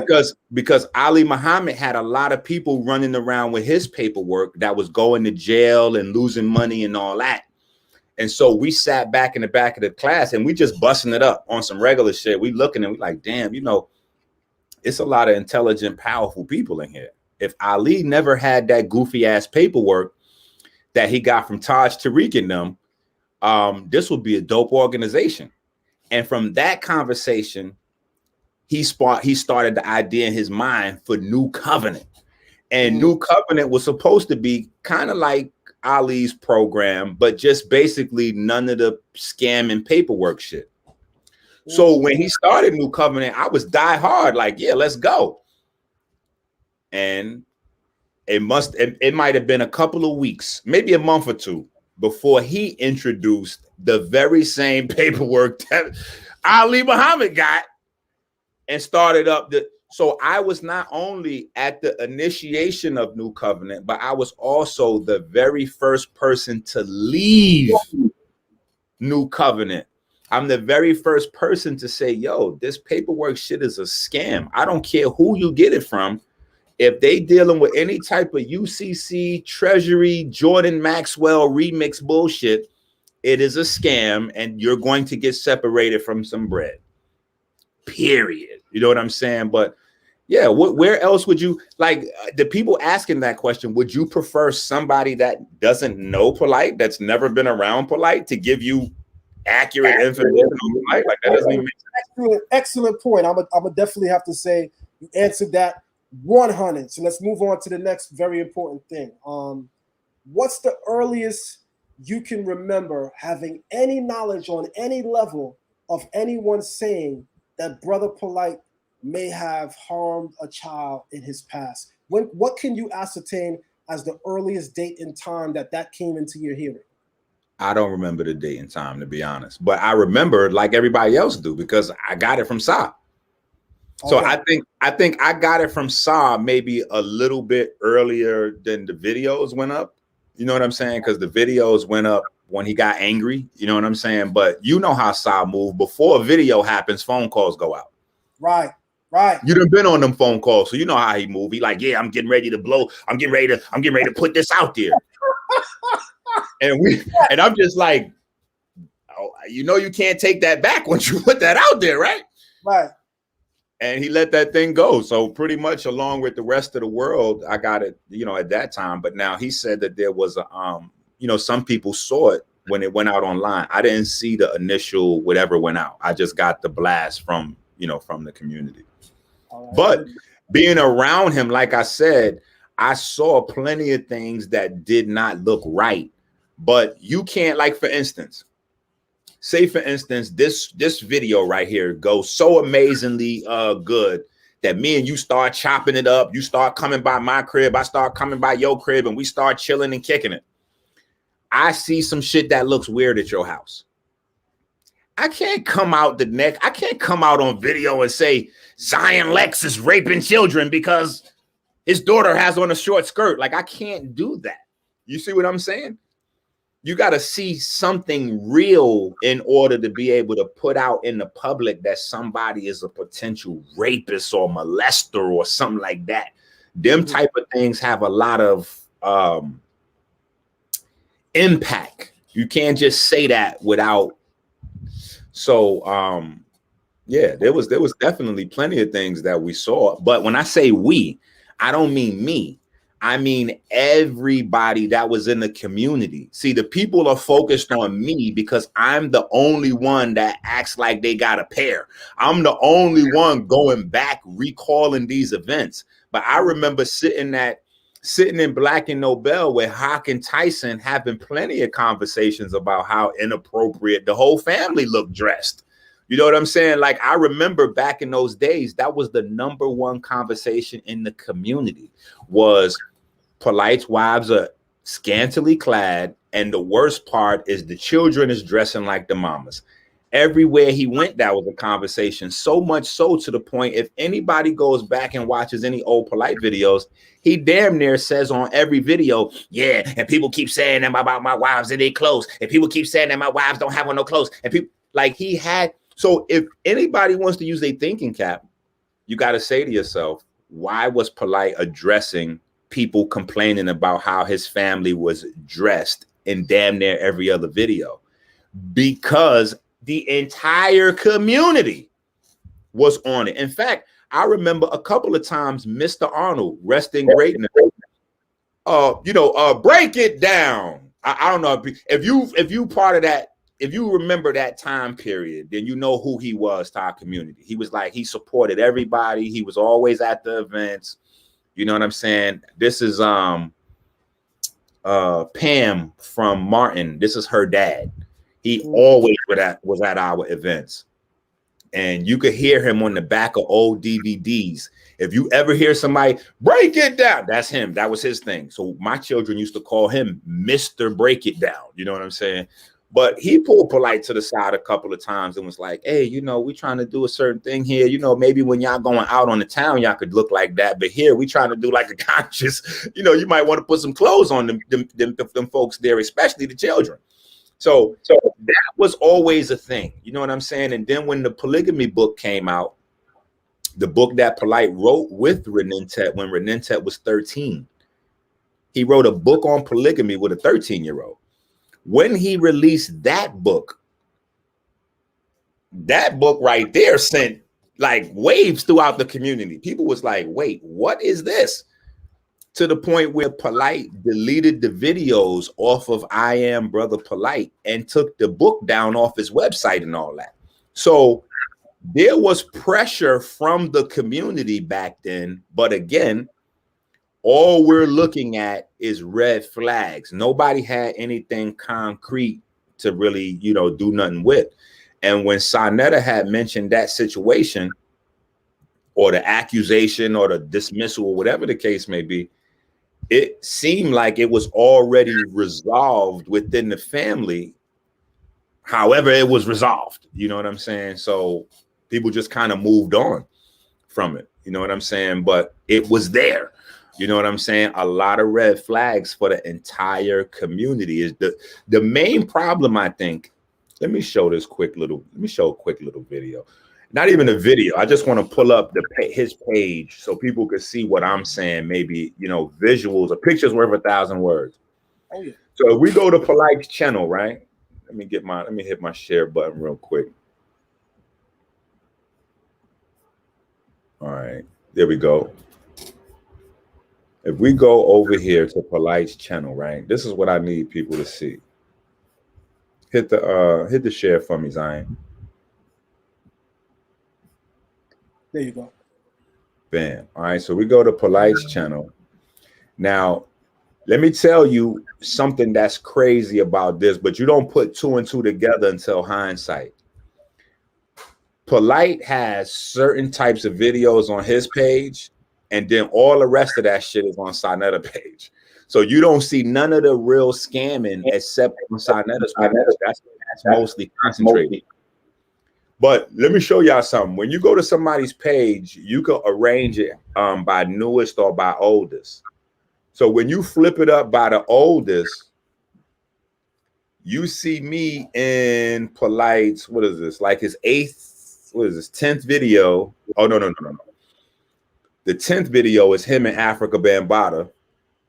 But you don't see me in Polight's videos until here. This is when I'm around. Matter of fact, I'm literally in this sacred geometry video. Oh, perfect. Look, this is Mr. Arnold right here that I'm talking about. This is Pam from Martin's father right here. This gentleman here, the older gentleman. And right to his left is his wife right here, who's got her head turned to the side. That's me on the stage behind Polight in my suit. I just came from work and the dreads. You know what I'm saying? The reason I'm on stage is not because I'm speaking. At this time, I'm not speaking like that in the community, but I paid for the venue, right? And look over here. You might know these people. This is you know a lot of these people in this video right here. Right? That's Nadra right there with the sea moss and the bladder racks that she's selling, all that. So at this time, this is the brother Polight that I'm supporting. This is the brother Polight that I see with potential, that I want to help him get out there and get his message out there. All right. This is the brother Polight I know, with jalabiyas, wearing the Muslim garb, you know, not this nigga with the rental cars and all this other, you know, this fake facade that he came up with. That's not, I'm not a part of that movement. This is when I was supporting Polight right here. So when people hear me say that Polight he didn't even know what clothes and all that, like he didn't know none of that. All that name brand shit, he saw me wearing all them things. I used to come by, like right now, at the end of this lecture, him and his family was getting ready to carry all their tables, boxes, and books and all that and walk home. I got them putting all their stuff in the back of my Range Rover, trying to squeeze them in, lapped up, and drive them home. Like, that's how I know him. I don't know all this other fake goofy shit. You know what I'm saying? I know that the cribs out there in Cali belong to Ron Artest. I know that the cars belong to the rental. Like, I know those things. I could say this real quick. I always felt like George Jefferson hairline Polight was a greater Polight. You know what I'm saying? Like, when it's humorous, it's funny, but honestly, when he showed that hairline, that was the raw brother Polight that a lot of people enjoyed and loved. I don't know Polight from this era, which is why, from the beginning of me meeting him, I don't like him, right? But you at least got to see him before all the money. You literally got to see him as he is. I mean, the hairline says it all, as he is. But yeah, go ahead, man. Yeah. And like I said, it's not even a before the money, because the money is fake. It's not really there. You know what I'm saying? Like, people be like, yo, I think Inky hating. Inky's not hating. You know what I'm saying? If you listen to this story that just came out, this rape allegation charge, Polight's in the hotel, the mom is in the hotel, they all in hotel rooms. They all in hotel rooms because they live in hotel rooms. If you look at the story a year ago when my aunt was supposedly kidnapped / ran away, because Polight says she was kidnapped by strange white men, and then the family came out and said she ran away. But if you listen to that story, the details of the story, they actually put in the story, she ran away from the hotel room. Like, they literally live in hotel rooms. So when you look at all these stories, they all take place in hotel rooms, because that's how he lives, and that's how he's been able to survive with the scamming for so long. Because you can't catch a moving target. So he's in timeshares and hotels, so you can't really catch up to him. So anyway, bottom line, just hopefully this gives some clarity on the question. If it's not a thorough answer, I can continue. Or if you want more, I could however you want to do it. I'm on the hot seat. I definitely could respect where you're taking it so far. And let me forward a little bit by also asking you this. So we see where your beginnings are in terms of knowing Brother Polight and acquainting yourself with Brother Polight, right? And then eventually at some point, you guys come together, right? To form New Covenant, right? At what point now in the formation of New Covenant do you, if at all, start to see, hear, or even experience the scamming aspect of Brother Polight? Immediately. As soon as he came out with the paperwork shit, I was gone. Soon as he started talking sovereignty, UCC, I was gone. And that's the earliest, that's the first, and that I want to say that was like maybe 8 years ago. Like it was almost 10 years ago. It was a little before when you even start wrestling with him. It was about 10, maybe 9, 10 years ago, probably. It was a couple years. It was a minute ago. But I was the very first person to step out and be like, Ali Muhammad and Brother Polight are scamming niggas with that fake ass paperwork that they got from Taj Tariq Bey. They started it first, so we can't lead them off the table. The paper trail starts there. Before Taj Tariq and them introduced the paper. That's how it happened. Taj Tariq and them came out with this sovereign paperwork. And then Ali Muhammad was actually a student in Taj Tariq class at that time. Once he got his hands on the paperwork, he started his own community so he could sell everybody that paperwork and make money. Polight came in, started his own community so he could sell everybody that paperwork. You know what I'm saying? Like, I couldn't be a part of nothing associated with that paperwork. I actually lost a $250,000 house fucking around with that paperwork. I actually believed in that paperwork and went to federal court to defend everything and stand on everything. And the one thing that I learned when I was in that courtroom was that all of these niggas were scam artists, and all of these niggas' phones is going to voicemail if you standing in front of them people for real. And I found out later on that most of these guys although they seem sincere when they talking to people, they not living that way. Like it wasn't until years later that I was in Philly and I seen Ali Muhammad had his New York State ID. I'm like, wait a minute. How you got everybody in your organization running around with indigenous ID and you got New York State ID? You know what I'm saying? Like shit like that. You see what I'm saying? So now I would say this. There's a lot of things that I saw, you know, that these guys did with paperwork that actually worked.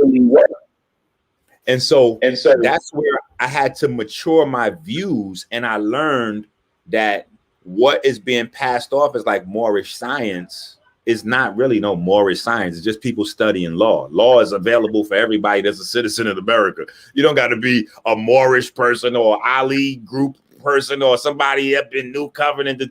No, the law applies to everybody. All you got to do is open up some books and start, you know. So it's just a lot of different things that turn me off. But when people be like, yo, Inky, you was down with the scamming. None of the people that can say that, nobody can produce anybody who I ever sold UCC sovereignty paperwork to. They just don't have the ability to produce that person because I never did. You see what I'm saying? I never took part in that shit. The only paperwork I took part in was me signing up for it, me experiencing it firsthand, me seeing how much money I lost, me dealing with the hardship that put on my family alone. And when I went through that shit like that, from that moment going forward, I was like, oh, well, I'm gonna definitely be vocal and let people know what's going on. And you know what the people did? They said, Inky, you hating. So I withdrew. And when they said I was hating, I was probably the first person to get canceled before there was a cancel culture. When I came out and told everybody that Polight scamming and that shit is fake, they said, Inky, you a hater and you're jealous of brother Polight. We are not messing with you anymore. I had a website called 33rddynasty.com. I had to scrap the whole shit because it was like nobody was, you know. So fast forward, I went off on my own to rebuild myself, my name, my brand, and let people know that this is what I stand for, you know, separate from everything else. Now, fast forward, throughout that process of me booking my own shows, doing my own videos online, writing my own books, printing and pressing all my shit myself with no help, no promo from nobody, nowhere. The HOK and all of them was banging on me. They were pro Polight, telling niggas that I stole Polight laptop and Inky steals and he's this and that. So when people think back, I don't owe my success to HOK. My success came despite HOK. And when people began to get scammed after that, I'll be honest, I spitefully just laughed at niggas. Just like when these charges came out on August 17th, I did a freestyle laughing at niggas. Because when I told everybody, yo, watch this boy, they canceled me. So later on, when people start getting scammed, just like I told them they would, oh, you don't get to turn back to me and say, well, Inky, why did you say something? I did say something, and you niggas canceled me for it. I had to struggle and rebuild myself and rebrand myself because of that. So now that y'all getting hurt, don't look for me to help. You see what I'm saying? So I laughed at people and I trolled the community ever since because of that. So when y'all see me in certain places, y'all got to reformulate how y'all think. Sonetta voluntarily put Polight on his page because him and Polight have financial business they do together. Every time y'all see me on Sonetta page, I had to pay Sonetta to get my videos on his page. He wasn't putting me on his page because I'm his buddy or because I'm part of the House of Consciousness. He had a large platform, still does. And so because he had a large platform and I know him, I can call his number and say, yo, I got a video. What kind of donation I need to send you in order for you to put my video up? I'm gonna have to keep it real and say that what you're saying right now is a revelation that I could see truth in, because I could tell you, I have never, ever, ever had to pay Brother Sarnetta to get a single of my videos up. But I did realize that there are people out there that had to do that, and he did it that way because he does keep a monopoly on who he wants on for his own reasons. I had a brother reach out to me that I began to build a dope friendship with. I still have tremendous respect for the brother, even though we no longer in contact. The brother told me, man, hey man, I just finished going through such a crazy process of getting your number from Sarnetta. I said, what you talking about? This brother was interviewed on Sarnetta's platform as a Muslim brother about 2 years ago. And he said after his interview, he called Sarnetta and was like, yo, I need Zion Lexx's number. And Sarnetta was like, okay, it's fine. It's going to be $1,500. And the brother showed me that he paid $1,500 to get my info. Now, this is a balling type brother. I got to know him. He's a stand-up guy. Again, tremendous respect for him. But I remember telling him, yo, how much what? And I automatically was like, that was my first inkling that Sarnetta's a different personality. He's a different personality. Because most of us that do this, we do this first because our heart is invested in the information first, right? Then, if we can make money along the way, which does help to build institutions, then great. But most of us that did this, we did this first, automatically thinking, I'm doing this because it's the right thing to do, not because I think I'm going to get paid, right? Money wasn't the catalyst. So again, when Homie told me that he had to pay that amount just for Sarnetta to give him my number, that's when I was like, this is not the conscious community. No, this ain't we can't call it the conscious community. I will say this. Sarnetta carried himself way different before Polight. There's a before Polight Sarnetta and an after Polight Sarnetta. Totally two different humans. Totally two different humans. But, I think at this point, he's probably went down so far down the other side that, I don't think he may not feel like he can come back, or he may have done things that we may not know about yet that incriminate him also, which may be, so that brings a larger conversation into play. A lot of the people that we're seeing defending Polight so hard, these are people that are pro-pedophile. And just because we don't have a pedophile case on someone doesn't mean that they don't maybe watch, pedophile porno movies or whatever the case may be. This shit's so crazy. I got a message from Apple like I want to say a month ago, something like that. But Apple was getting ready, they getting ready to say they scanning people's phones to see what pictures, because child predators are so prevalent and they want to contribute. So they wrestling with the legality of being able to scan people's phones for it. But I'm all for it.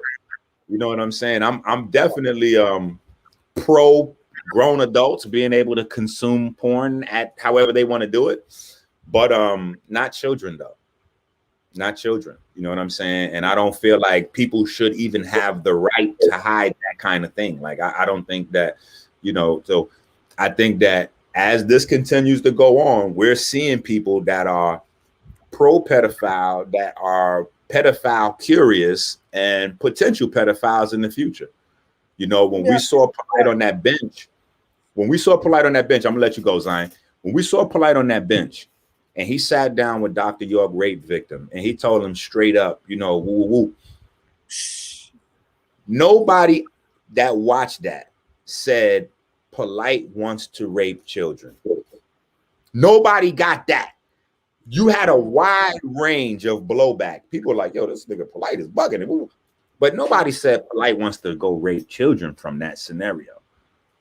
But now that we see that the whole play out, we're witnessing a lot more young men defending that, and they're going to have that ideology if those of us that can don't step up, because there's a lot of men in our community like we seeing now that can't step up because they got sexual offense charges on their shit. They got domestic violence charges on their shit where they beat up women and all kind of shit. You know what I'm saying? So it's only a few of us that can step up. Right. No, you're absolutely right, man. You're absolutely right. Let me narrow it down and ask you another very direct question. Who do you hold responsible apart from Brother Polight for what Brother Polight does? You mean apart from Sinetta? Apart from him, or even including him, who do you see as people who are those people that have been enabling him all the while knowing who he is and what he is? I'm gonna be honest, and this is where people get mad with me. This is the unpopular answer. I have to say the conscious community is more at fault than anybody else. And nobody wants to hear that part, because if we go online right now and we type in Brother Polight exposed, there is, going back 5, 6, 7, 8, 9 years, there is videos galore of a variety of people that warned us 1,000 different ways. Even without Sonetta talking about what he dealt with personally with his wife's niece or wife's cousin, we got Sarah Sutanseti, who spent 12 months telling us, or trying to tell us, that Brother Polight was a pedophile because he was too deeply engaged in the Dr. York situation. And like, it's just too many warnings that people got. Right now, when this happens, everybody's outraged. Like, wait a minute, why didn't somebody say something? Like, what do you mean? Why didn't somebody say something? Everybody said something. But you people that were enamored with fishnet stockings and new rims, you continue to send in money. You continue to buy the goofy books. And so those are that's who enabled Polight, the audience. Unfortunately. Do you regret your dealings with Brother Polight on any level? Nah. Nope. I learned a lot. I learned a lot about people. I learned a lot about this community, and I learned a lot about myself. So I definitely wouldn't like, I didn't do any, see, I don't have anything that I did with Polight that's like, this is, and Polight in an honest space, he could remember this, but Polight spent a lot of time when we first start hanging around trying to like get me to do things. You know what I'm saying? Like, the very first time we went to a grocery store, we had like a little back and forth because he was stealing coconut waters. And I was like, bro, I would have just bought them. You know what I'm saying? You don't steal nothing when you in the store with me. You know what I'm saying? Like, that's I don't move like that. You know what I'm saying? I know I'm in Brooklyn. I know how Brooklyn niggas do, but that's not how we move uptown. You know what I'm saying? We're not stealing $4 drinks.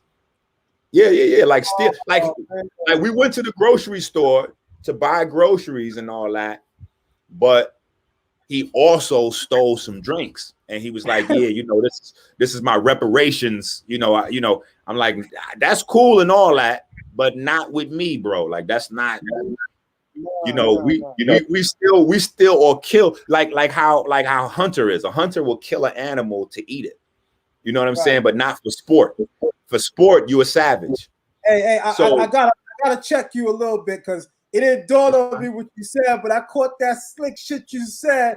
You said, you know, I don't do that, but you know that them Brooklyn niggas, you from the Bronx, y'all niggas get it in.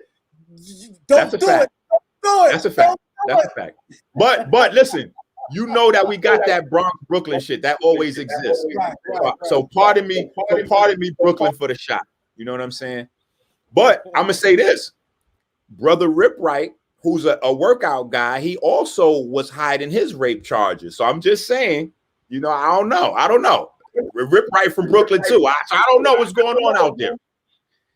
But those things like that was red, just little shit like that, red flags. But those ain't something that you're gonna say later on, this nigga gonna be a rapist. You know what I'm saying? Like, you from the hood, nigga, still. Like, that's not like something that's gonna make or break a situation. But these are things that you just keep in your mind.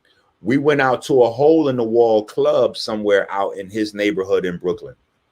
I had shit to do. So honestly, if he remembers the shit, he could even, or people that was there, because I'm sure it looked weird as fuck. But I told them I needed to go into a space by myself so I could work. He was on the dance floor with girls doing whatever he do, getting drunk and dancing.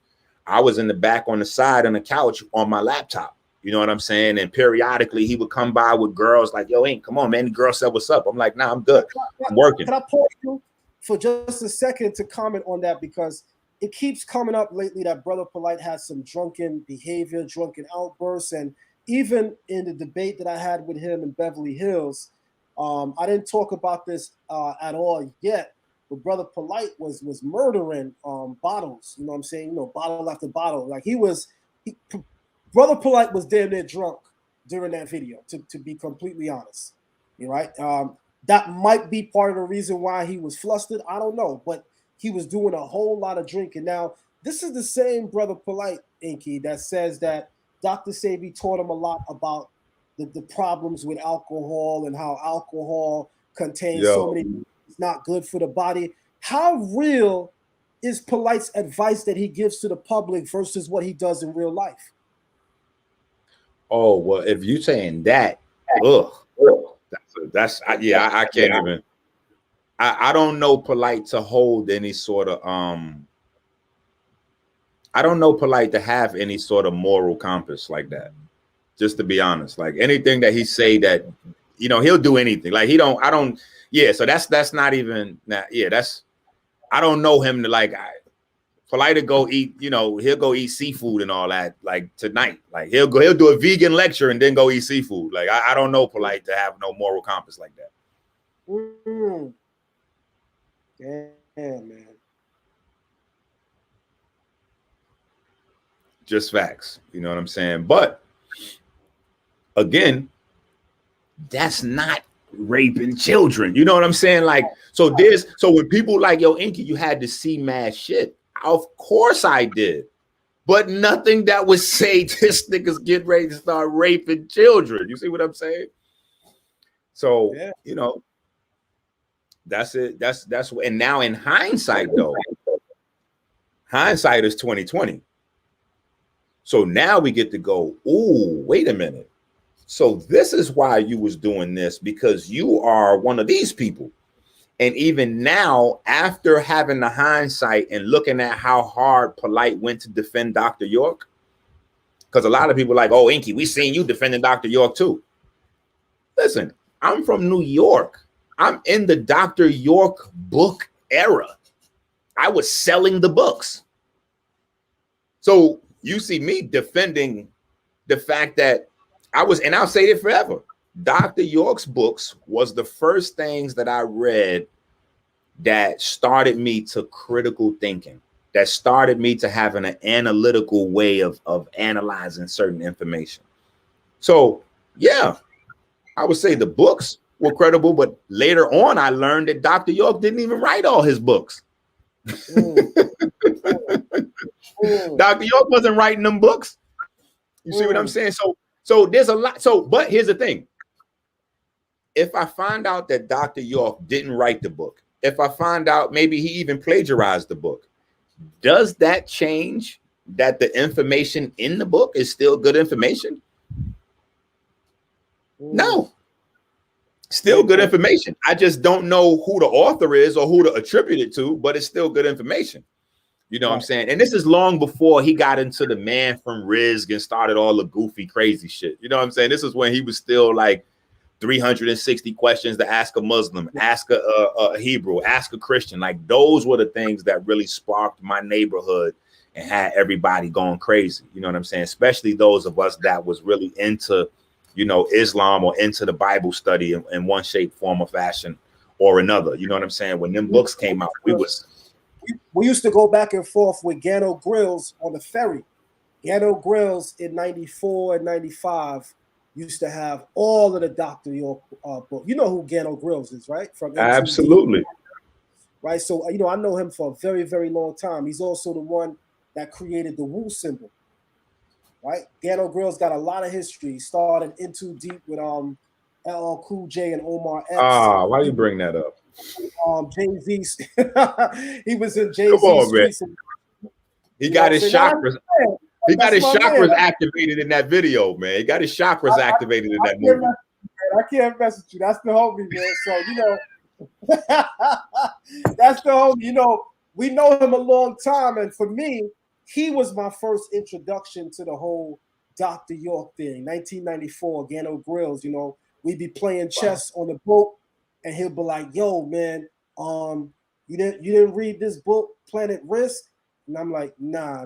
And he's like, "Yo, man, also, let me put you on. There's a whole science called breatharians. There's like people that live in the mountains of Tibet that just survive on oxygen." He was like, Dr. York touches on it in some of his works. And me and my man looking at each other like, yo, I don't know if I can fuck with Ghetto right now. You know what I'm saying? Right. Like, yeah. And you know what I want to say? I feel sorry for anybody that got introduced to Dr. York books at that point. Because at that point was when he was already losing his mind. Right. Nah, yeah, man. Yeah. I mean, that was a tough time.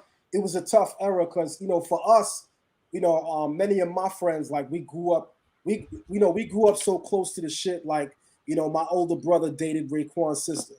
That's how small the world is. We wow, Raekwon dated like my play cousin. Oh yeah. Brooklyn. I see some of his letters straight out the halfway house. Yes, sir. I got a very interesting history that one day I'm gonna go, full-fledged on, man. But Iron Man, Ghostface, Shaheem, I could tell you when Shaheem got, his shit stolen and niggas running up on him and even him having to pull out the hammer and go crazy. MOP coming to Staten Island and Wu-Tang at the time was performing before them. When MOP got on, they started talking shit about people in Staten Island. The bouncers locked the door on MOP. Ghostface pulled out twin Glocks. They shut the doors in all entrances and they fucked MOP up for about 20 minutes straight. Real story. Gano will tell you. MOP Mash Out Posse got mashed out in Staten Island. Mashed out. So we know these things. You know what I'm saying? Yo, let me not get in a whole. Wait, let me just put some counterbalance on that. With all due respect to MOP and anybody else that caught that had a bad interaction with the Wu-Tang, Staten Island is the wrong place. Like I had peoples that was really, close with different people from the Wu-Tang. So I went down there a few times to Staten Island. And even coming from the Bronx, Staten Island looked insane. It just looked like, to be honest, like there was no police around. Yeah. So like outside, we in front of the building, they pulling out big, like how people pull out zips now of weed. They pulling out big pounds of zips like right out front. They got hammers and all that on the hood of the car and all that. I'm looking at my man. I'm like, nah, nigga, we gotta go. He like, what you talking? I'm like, I'm not getting no charge down here with these goofy niggas. Look at this shit, just guns and shit all over the fucking. I said, hell no. Remember, they popped 2 police officers because I live out here right now. Been out here for a long time, Staten Island, Brooklyn, and right now I live on the island. I live in the Park Hill area, right? And if you remember, just 10 years ago, right, Ronell Wilson and another co-defendant, they put 2 bullets in the back of 2 detectives' head, and they cleared out a whole projects looking for these guys. That was big news in Staten Island. Then the shooter, Ronell Wilson, he got put on death row, but they took him off because he started banging a CO on the island, and she gets pregnant. So now the state no longer wants to pursue a death penalty because homie got a kid. He's an only child for his mother. Yo, shit is crazy, man. Shit is crazy, man.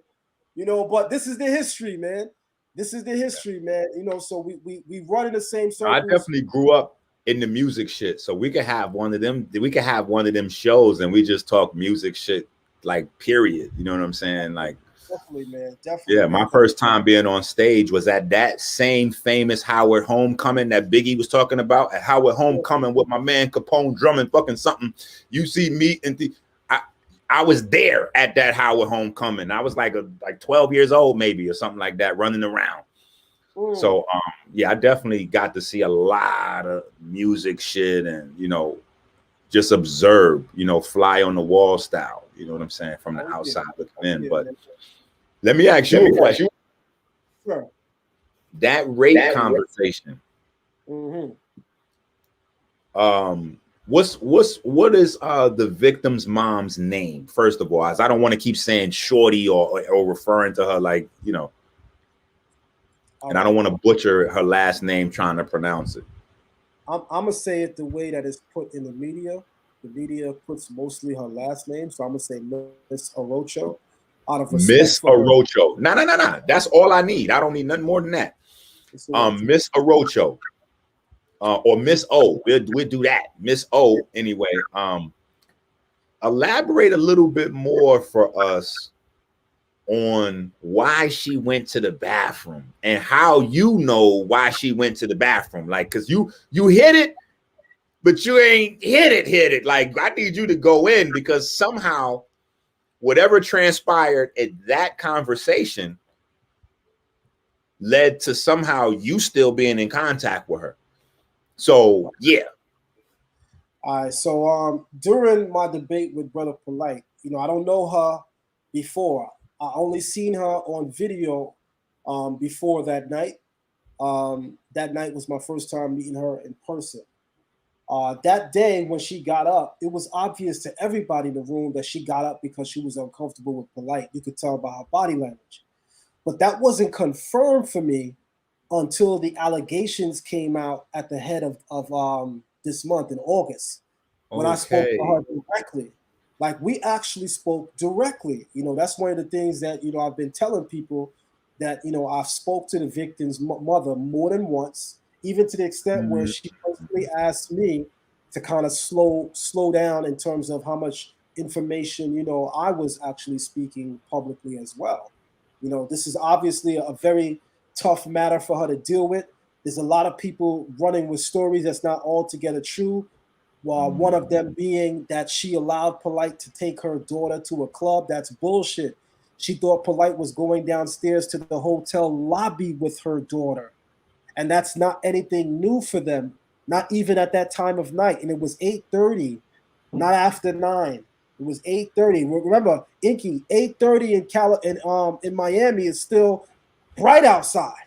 Yeah, and people don't realize that, not to cut you, but people don't realize that the way you think about a hotel is not the way everybody think about a hotel. If you just a person that every once in a blue moon you in a hotel or something, that's way different than people who spend 90% of their time in the hotel. That's not so. So in your mind, you thinking, oh, why would you?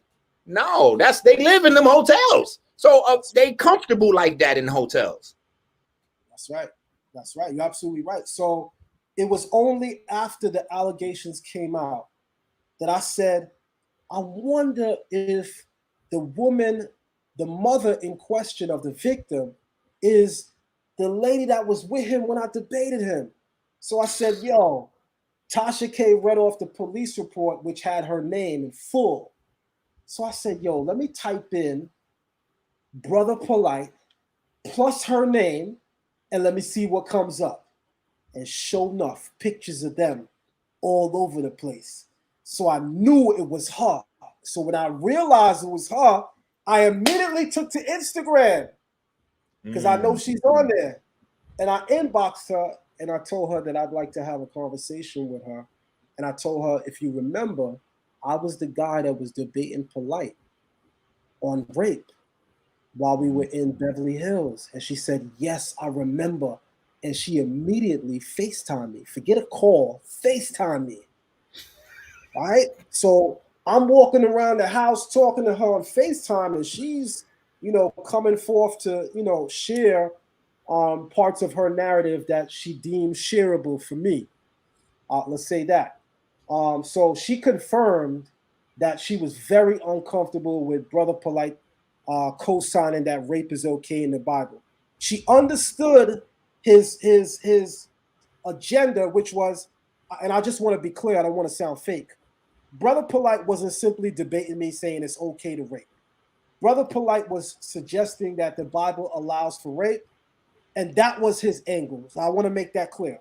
However, no different than what the Kemetic community tells the Hebrews. When Hebrews see penises on the wall and assume that's homosexuality, the Kemetic people say, no, that's a figment of your imagination.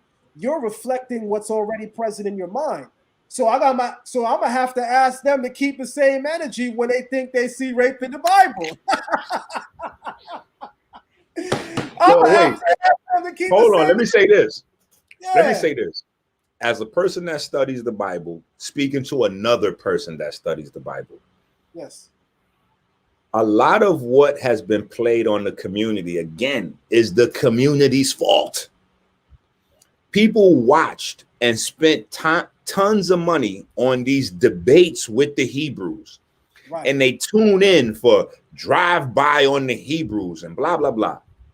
But none of these people are actually reading the Bible. None of them have cover to cover the Bible one time, because immediately, if you do, you will have to ask yourself, why would Polight spend 10 hard years of his life trying to prove that rape is legal in the Bible? See, while it's happening, this is another one of those hindsight 2020 things.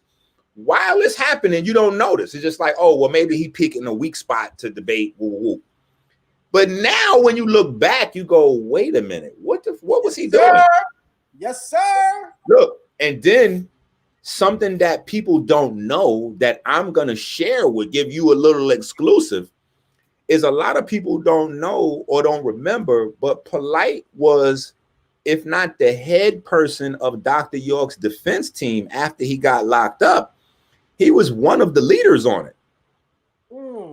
So, the sister may want to, speak to her people and let them know that Polight has a lot of practice with this sort of case, because he has redone Dr. York's case quite a few times, including being a part of the legal team and everything. So there's a lot of, he'll be looking to exploit every single loophole. And since he's already went down this rabbit hole with Dr. York, he's prepared for this. He's prepared for this. So I've been asking people like, you guys that's holding out to see what's what, like, oh, I'm gonna wait for the evidence. I'm saying, when you say waiting for the evidence, the sperm is all, the semen is like, I don't, and let me say this. Let me put some more respect on your name. Because some of us been watching this from a different angle. You know what I'm saying? I ain't gonna say what the angle is. I'm gonna just leave that there. But let me put some more respect on your name and say that was a hell of a move, bringing in a actual attorney. That was a hell of a move to bring in an actual attorney into the conversation, and then to take it a step further into the fold of the community, because I noticed when you was on her channel, Chief Eggs tapped in, and like you brung some of, so she's, so people are gonna be watching this from a different angle. That's right. That's right. Yeah, and this is only a preliminary hearing coming up, so this ain't the end of this. This ain't even close to this is just warming up. That's right. We just warming up, and again, I gave her an exclusive, right? The attorney. In my dialogue with her, I said, listen, from my sources who are close to the mother, one of the things that will be coming out soon is there is, in fact, a videotape from the hotel which shows Brother Polight literally fighting the mother to stop her from going to the police to report the matter. Now, she eventually still makes it to the police, but there's video surveillance that shows dude fighting her to stop her from doing that. So this shit is beyond crazy. So at this point, Inky, anybody that is respected in the conscious community, as it were, and I'm not sure how many people left that there is who hold that kind of respect. If they're not coming out to say something about Brother Polight, at least to say nobody knows for sure what happened, bam, bam, bam. We're not in the courtroom. Nobody knows for sure. Although I will let it be known right now, I actually bought a ticket for September 15. I'm going to be in Miami. See, look, wait, hit the share button real quick. Yeah, go ahead. Because this you just brought up an interesting point, right? So this is a picture from the baby shower. Aminette's still pregnant in this picture with my aunt. A lot of people is now looking into their existing relationships. You know what I'm saying? Now, I don't have the answer to this question, but a lot of people asking me, how old is Aminette, aka Julia Smalls? Like, how old is she versus how old is Polight? Like it's because Raette came on one of them interviews and she said that that she got with Polight at 16. So now that's opening up other doors. You know what I'm saying? Because, you know, there's a such thing as the Woody Allen effect now. You know what I'm saying? There's pedophiles that wind up staying with the victim. The victim catches Stockholm syndrome. You know what I'm saying? Falls in love with the rapist and they stay together. So in those situations, there is no charges. There's no case. But that doesn't mean that that's not a pedophile. You know what I'm saying? There's guys that are supporting Polight right now that, you know, they might be 30, 35. They might have a 15 or 16-year-old girlfriend. They don't have charges on them, but they pro pedophilia. You know what I'm saying? Like, so that's what we're getting to see in this community right now where everybody's supporting Polight. We're seeing the people who support pedophilia in one way, shape, form, or fashion. You know what I'm saying? People keep their dirt at home. You know what I'm saying? You won't know a person drink liquor until they tell you they drink. You won't know a person smoke till they tell you they smoke. Like, you don't know what people do behind closed doors. You know, unfortunately. That's a fact. So that's a fact. Unfortunately, man. Yeah. That's a fact, man. So yeah, you know, she revealed a lot of things about the case. There's a lot of things that I'm aware of about this case that nobody's speaking on because nobody knows. Facts like that video. Let's go back to that video right there. That video, you went platinum with that, sir. So there's video of Polight in a physical altercation with the mom. Yes. There is surveillance video showing from the hotel that Polight is in a physical altercation with the mom. And let's remember, you know it best. Polight is about 6'2", 6'3". The mom is maybe 5'1", 5'2". This shit gonna look crazy in the court of law. It's gonna look crazy. All right? So he's fighting her and trying to stop her from taking the daughter to the authorities to get this matter looked at ASAP. Because remember, according to the police report, whatever this man is trying to do to that young girl's mouth with his penis, it left swelling all around her mouth. So everybody's talking about the semen stains in 6 different places on her body. What about the fact that whatever he was trying to do with his penis to her was so rough? Okay, Zion, please. Well, yeah, that's a rough visual for me. Yeah. Well, here's the thing. Let me say this. That may not be the case.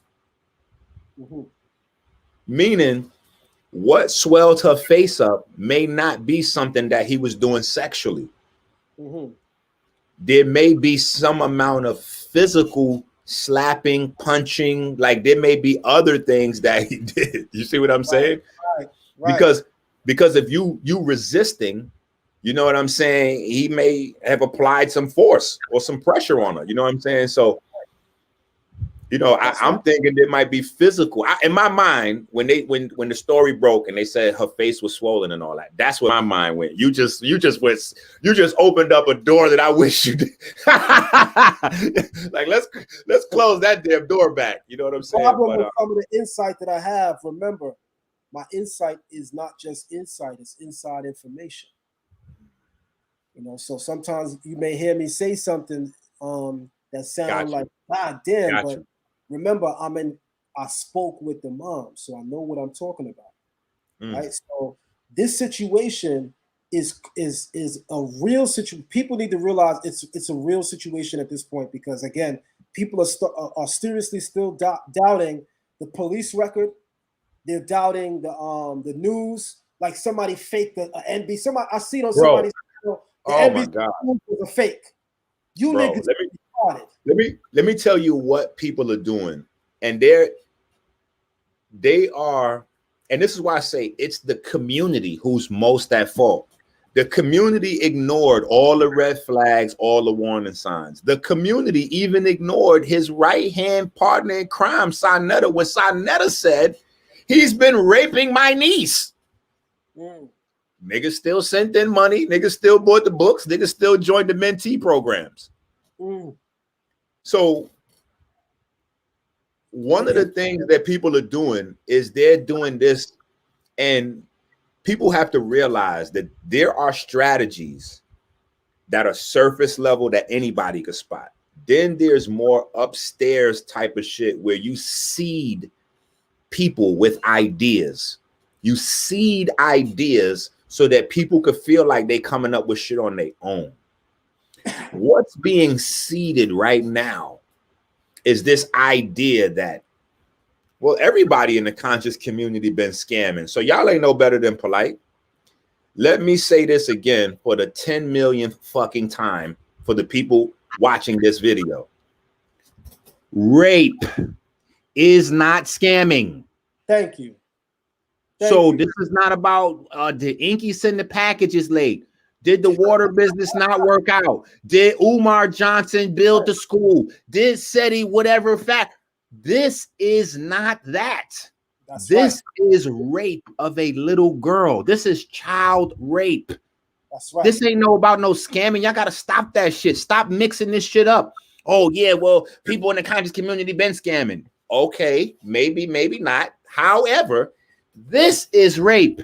That's right. I don't want to hear people mixing Polight name in with nobody else's. Oh, yo, because there was a lot of memes that went out. Yeah, Umar and Polight, they've been Stupid. And I don't even fuck with Umar like that, but crazy shit like this. Yeah, I don't even fuck with Umar like that, but I can't stand by and watch niggas throw the rape jacket on Umar because, like, no. Somebody in the same league as an actual rapist. You don't get to do that. Right. They're doing that themselves. Yeah. And it's just a certain weird phenomenon that you look back and you go, okay, well, when we see that, like, it's one thing if you was a Dr. York student, right? But like this, for example, just think about the mind of the individual we talking about, people, because I don't think y'all really know who y'all talking about. A lot of people just got on to Polight the last couple of years. You know, they see him with Floyd Mayweather and Ron Artest, and they're like, oh shit, this guy must be serious because he's with Floyd. What you guys got to understand is there are certain pieces of the story that you miss, and that one piece skews the whole thing that you look at. So when you hear about him saying he murdered somebody or attempted murder on Vlad, that story he keep telling, is about Dr. York's actual children. Brother Polight never actually met Dr. York. They was pen pals. They was writing letters.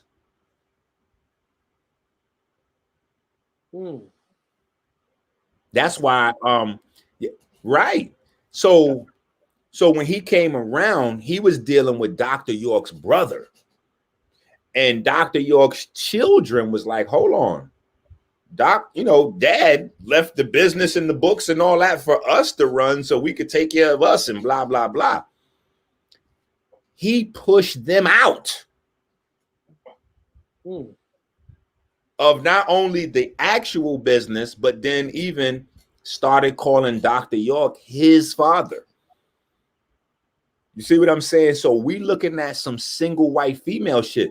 Brother Polight has mental issues where he fixates on someone and then he starts talking like you, dressing like you, and acting like you until he absorbs your whole personality.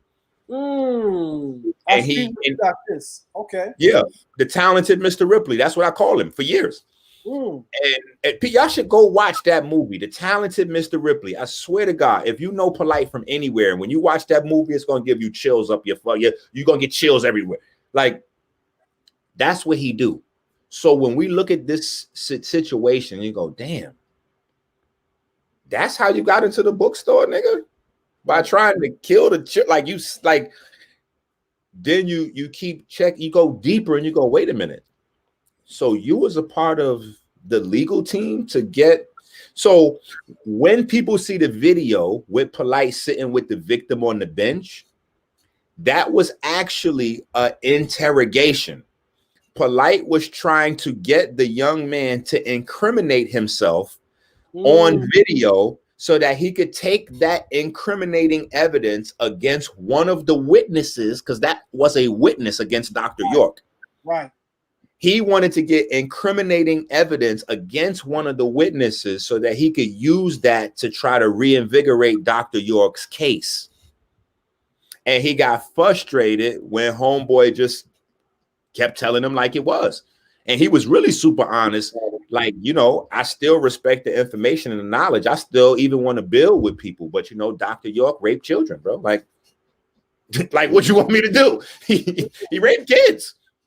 You know what I'm saying? So when we look back, though, that has to add another caveat when we go, wait a minute, Brother Polight, why aren't you telling us that you was a part of the legal team? Like, why aren't you talking about that part of your relationship? Why aren't you telling us the whole story when you on flag? Like, yeah, and they call me Cavity because I shot a nigga tooth.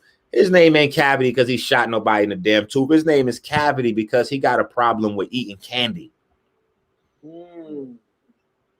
That's why his original story was how he had diabetes. Right. Because he's a sugar addict. Ain't no damn tough story about Polight being. Polight is a soft nigga. He's not tough. We know we got we saw on 125th Street Renentet's actual father chased Polight around and made Polight cry out there. Renentet's actual biological father wanted to fight. He wanted to beat Polight ass, and Polight was running around crying. Crying. Like, crying. Like, not crying like complaining and all that. Crying like, you know, the tears coming down. Zero smoke. He didn't want none of that. Well, because at the time, Polight had now, I heard what you said about Polight being called Cavity, really because of his sweet tooth. But I'm gonna tell you right now, if this shit go to trial and he go to jail, there's gonna be another reason why they start calling him Cavity, and it's gonna be connected to his ass. Listen, I'm gonna say this. He will have, listen, that's why I think he's so uneasy. Like, when you see these videos, first of all, the goofy nigga has only made videos talking about me. That lets you know where his mind is at. Yes. His first video, whoever's cameraing him, they asked him something, but he starts off with, no, all I want to talk is about the rabbit that got the gun. And you know, the rabbit got the gun, and sometime Elmer Fudd got the gun, but the rabbit got the... Like, bro, you sound like a maniac. You got all these charges on you. You got the whole world watching, and you want to talk about the rabbit got the gun. Then he come back in the next video and go, yeah, well, I don't say nobody name, so if you know who I was talking about, then you know. Like, that nigga's insane. And he clearly looks like, if you look at his face, he looked like he'd been sleeping in that car. So he looks like he's stressed, and I think it's because all of his lies will catch up to him. You know, that's going to be the most difficult thing for him to deal with in prison. I don't think the rape is going to be the most difficult thing he got to deal with in prison. Right. I think the most difficult thing that he's going to have to deal with in prison is that he's been telling everybody he's a Crip superior for all these years. Buddy, when you get to prison, they're going to have you to prove all that shit. And he's been telling everybody that he's a millionaire. Okay, so here's what happens with regular millionaires when they get to prison. The wolves get on you immediately because them wolves in prison, they got family on the outside they want taken care of. Now, if you happen to come in there and you're a rapist millionaire, oh my goodness. That's why he lied and said he wasn't Brother Polight when they asked him in county jail in Miami. They was like, ain't you Polight? He's like, no, I ain't Polight. Because then the next question is something about what people know about him. If you a Crip superior, then where you from, who you with, and who's, who brung you in and how they bring you in and who you got to know all that. You got to have people to vouch for you. They want to go up your legacy. What's the family tree look like? Who bring you in? Who was a Crip? Who had the status? You a millionaire. Okay, cool. Don't worry about nothing, man. Don't worry about the rape. Don't worry about the fake Crip shit. Don't worry about nothing, man. Just make sure that bag is on time. Look, man, my daughter going to college or something, my aunt in the hospital or something, just make sure that bag on time. When he ain't got no money, that is going to be worse on him, I believe, than the rape charges in there. Because in rape, when you got like them charges, they try to put you in like a protective custody type of situation. Right. But not having no money. Polight's about to be what we call a day room dummy. A day room dummy for anybody that never been, to jail. A day room dummy is a person that don't got no rights whatsoever. You the smallest person in the house. You the weakest person in the house. You got to do what everybody say do. You washing everybody drawers. Yep. Your commissary is everybody's commissary. Facts. Polight, I guarantee you is going to be one of them niggas that's a day room dummy. At best. That's what you about to be. At best, if not somebody's lady. Yep. That's a certified fact. You know what I'm saying? And the people in prison, because he got a name as being Brother Polight and he coming in there on some rape shit after saying that his idol is another, known rape, like, this shit somebody gonna want that rep. They're gonna want that name. They're gonna want to be able to say, I took care of it. You know what I'm saying? I represented for the, for whatever wrongs was, so he's trying every way possible right now to avoid going to jail, but he's not doing the one thing that he should be doing most, which is staying quiet. That last video he did, that whole last video sounded like veiled threats and bribery to Miss Orocho. That's fact. That's a fact. There were a lot of, and she knows it. She's aware. There were a lot of people don't know that, so I'm glad that you pointed out. But she knows. There were a lot of veiled threats to her in his last 2 videos. Well, that last one video, I couldn't even watch that 3 minutes. Really for you, he still made some shots at her in that video as well, using language that only she knew. Just like, Rabbit had a gun, you knew that's your song. That's it. You know what I'm saying? But why that now? See, look, that might be able to be used in court against him because the problem, this is how, when you think you're so smart, that's when you dumb. That's why they say play fool to catch the wise. If you know you're sending subliminal messages in your videos and you should not be communicating at all, especially with the victim or her mom, why would you make a video and say, yeah, I don't say people's names in my videos, but if you know who I'm talking, like you just confessed literally that you're sending out subliminals in the video. So that alone, like when people is talking about the $1,000 bail or bond, people don't realize this is a preliminary hearing. One of the things that I think is going to happen most is that he's not going to make it out of this hearing. I think he's going to have to go to jail at the hearing. And the reason why I think that is for no other reason. His videos shows that he's not taking this serious. And from everything that I know about courts and people that have been through court, judges do not like when you don't take them serious. That's right. If it look like you think the charges ain't for real, then they get into that make an example out of you shit. So they done gave you a break. You got a blessing. And he probably begged for that and told them and showed them he don't got no money for real. And, I don't really got no money. I can't afford no bill. Here's my records. I don't got nothing. And they gave him $1,000 bill. All right, good. $1,000 bill. But from then, you goofy nigga, you doing videos talking about Rolls Royce fucking diaries. You a dumb nigga. The judge, and then we turning up tonight. We turning up tonight. Don't worry about nothing.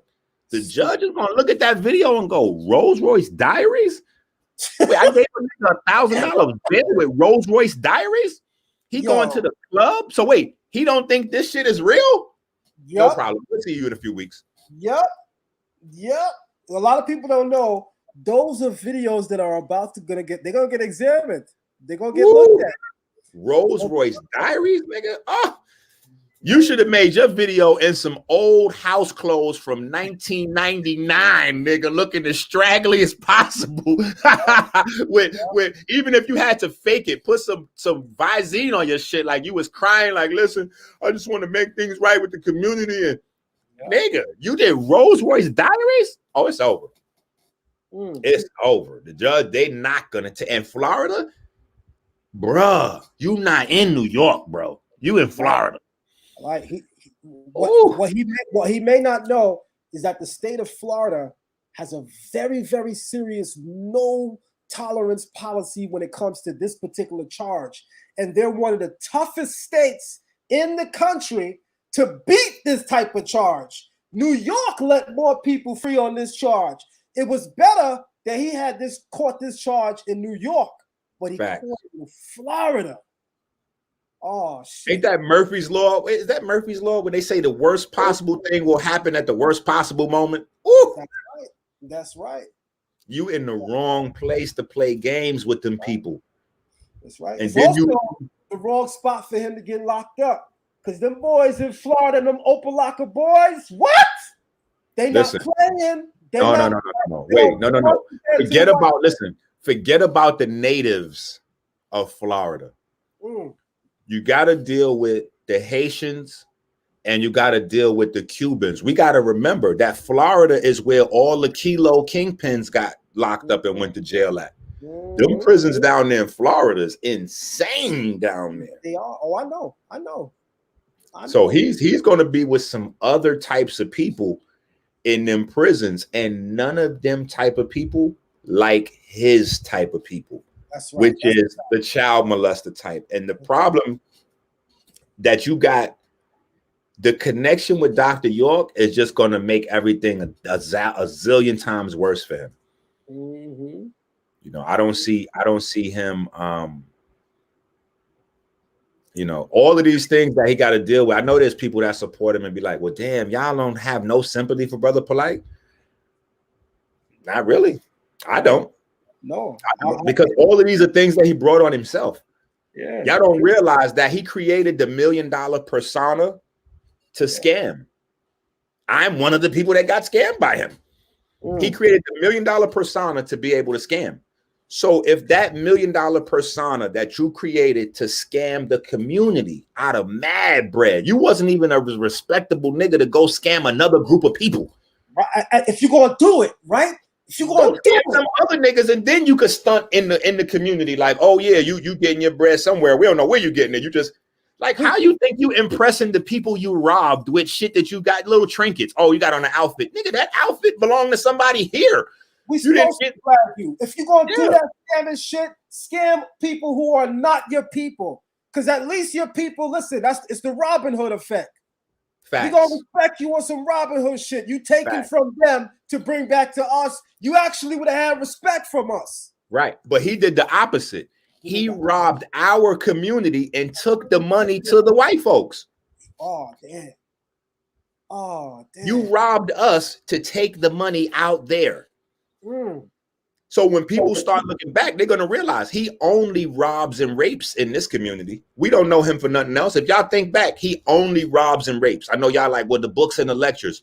The books and the lectures was the bait to bring people in to scam. So people are like, because we put something out. We said, yo, Sarnetta got till Sunday to delete all Brother Polight videos off his platform, or everybody need to unsubscribe flat out.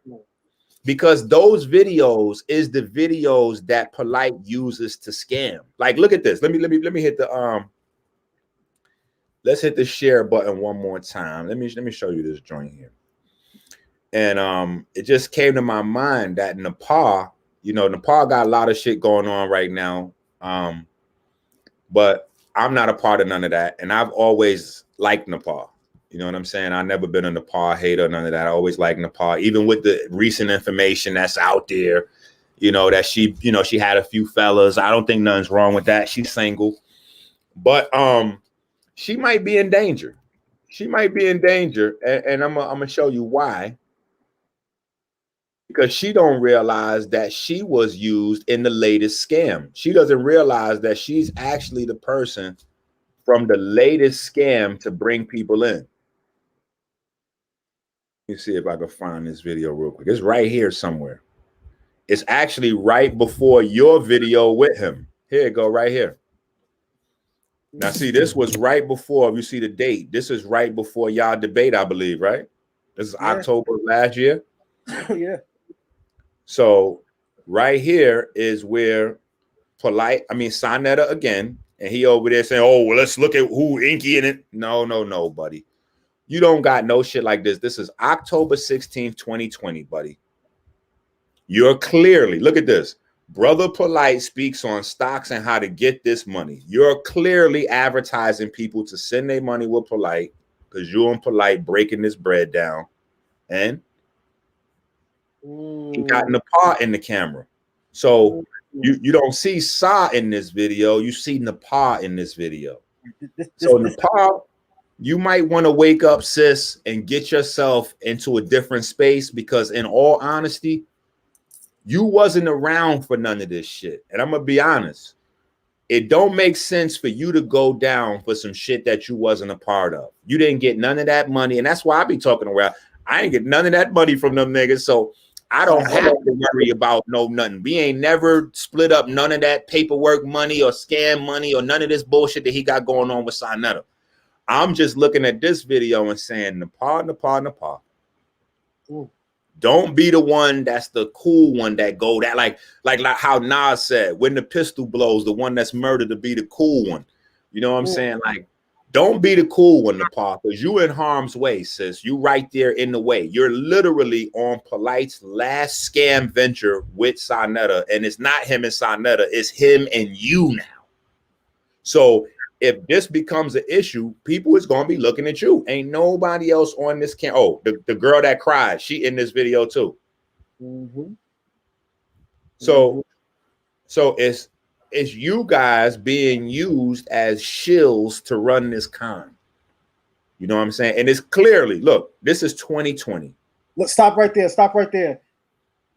Whenever I play this video on my channel, I always show what he's doing here. He was trying to impress the young lady in the white. He had just finished pulling out 10 grand from his right pocket and an additional 30 grand from his left pocket for a total of 40 grand. And he had the black Wraith Rolls Royce downstairs because he was trying to take this one home. Oh, wait a minute. You mean this one right here? Yeah. He was trying to take her home. That's why he pulls out 40,000 in cash. He was trying to impress her. That's why in the debate where you see me making her cry, I was pointing out to her that you got dudes like him, and I remember I said no disrespect to Brother Polight, who, you know, go into clubs and get bottle service and think that pulling out that money and getting bottle service now entitles them to your womb. And she started crying because apparently she, you know, the story, shit, again, I ain't speaking on everything. The story is deeper than what people think, because that sister in the white that you just showed, she knew who Polight was. She knocked on the door and was like, somebody said Brother Polight is in here. And I'm the one at the door. The door is behind me. So I'm like, yeah, he's here. And Polight look at me like, nigga, why you letting people know my whereabouts? Because Polight couldn't see who it was. But she looked innocent to me. So I'm like, yeah, come in. She comes in. Polight looked like he saw a whole ghost. Guaranteed they knew each other before this night. So this, you know, as the story unfolds, there's gonna be more that's coming out because remember, this same sister, as soon as I brought up rape, she started bursting into tears. And now it looked like he wished he could get out of that room. There you go. That's right. He wish he could teleport, you know, all that crazy shit he be talking. He wish he could be abducted by a couple aliens right now. Man, he'll pay cab fare for an alien to take him the risk. Yo, but it is what it is, family out there. I know a lot of y'all feel emotionally attacked, and I'm gonna be honest. I think that there's some degree of shock and emotional trauma that the community's still dealing with, because it's not just the brother Polight situation. It's finding out that some of these guys that you thought was credible have 10, 20, 30 years worth of snorting crack or snorting heroin. All these years I've been going back and forth with Unc. It wasn't until I was on Taharka page that I got Unc to admit live in front of everybody that he is military. I got Unc to admit, well, yeah, I used to snort cocaine and heroin because I come from a time period where snorting cocaine and heroin was regular. I'm like, my nigga, I don't remember none of them time periods. I don't never remember snorting heroin being like a recreational party thing. Now, you might want to say, okay, back in the 60s, 70s, they were snorting cocaine or whatever, baby. That might have been before our time, you know what I'm saying? But Unc ain't that much older than us, right? Nah, Unc is definitely an old nigga. Unc said he got honorably discharged from the military in 1980. Oh shit! Then yeah, he up there. So I'm saying, Unc, you got to be at least 79 years. Unc damn near 100, low key. That's why I find a lot of his behavior really, really, really alarming. Like, if you that old, why would you be waiting like with a backpack on and all that at the back door of battle rap events so that when the young battle rappers come out, you could tell them that you teaching scientific literacy? First of all, I proved in front of everybody he don't know how to read. So you can't teach scientific literacy if you don't know how to read. And this is not a shot. What I'm trying to explain to people is this, because when I say that, people be laughing. And this is not a shot. Unc cannot read. But what I'm trying to point out to you guys is, if you cannot read and you're telling young people you teach scientific literacy, then that means you have an agenda. You're telling them that for a reason so that they would trust the things that you have to say. And then when they open their ears up to you, you're telling them things like, your melanin, the darker your skin is, it makes your genetics and your sperm weaker. You're telling them that the darker your skin is, the less intelligent you are. Like, this is literally shit I got Unc on video saying to kids. Like, what shit is that? Bro, this is what I be asking people, and they be like, yo, Unc is a scholar. I'm like, a scholar of what, where, and to whom? He doesn't know how to read. Shout out to Divine Prospect for being the first person to prove live on video that Unc couldn't read. You know what I'm saying? When they had that conversation, Divine was like, Unc, just read this right here. And he butchered it. And everybody was like, oh, Inky, you just making up. I got him the other night, like, go ahead and read this right here for us, Unc. He like,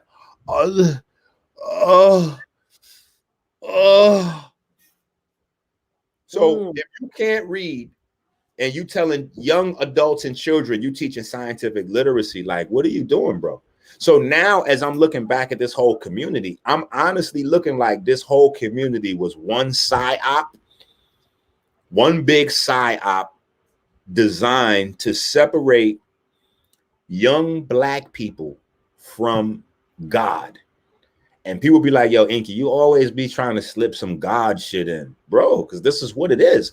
These people from the beginning been trying to tell you that God is not real, this, and that. And it's cool if you're doing that because you're coming in with another system.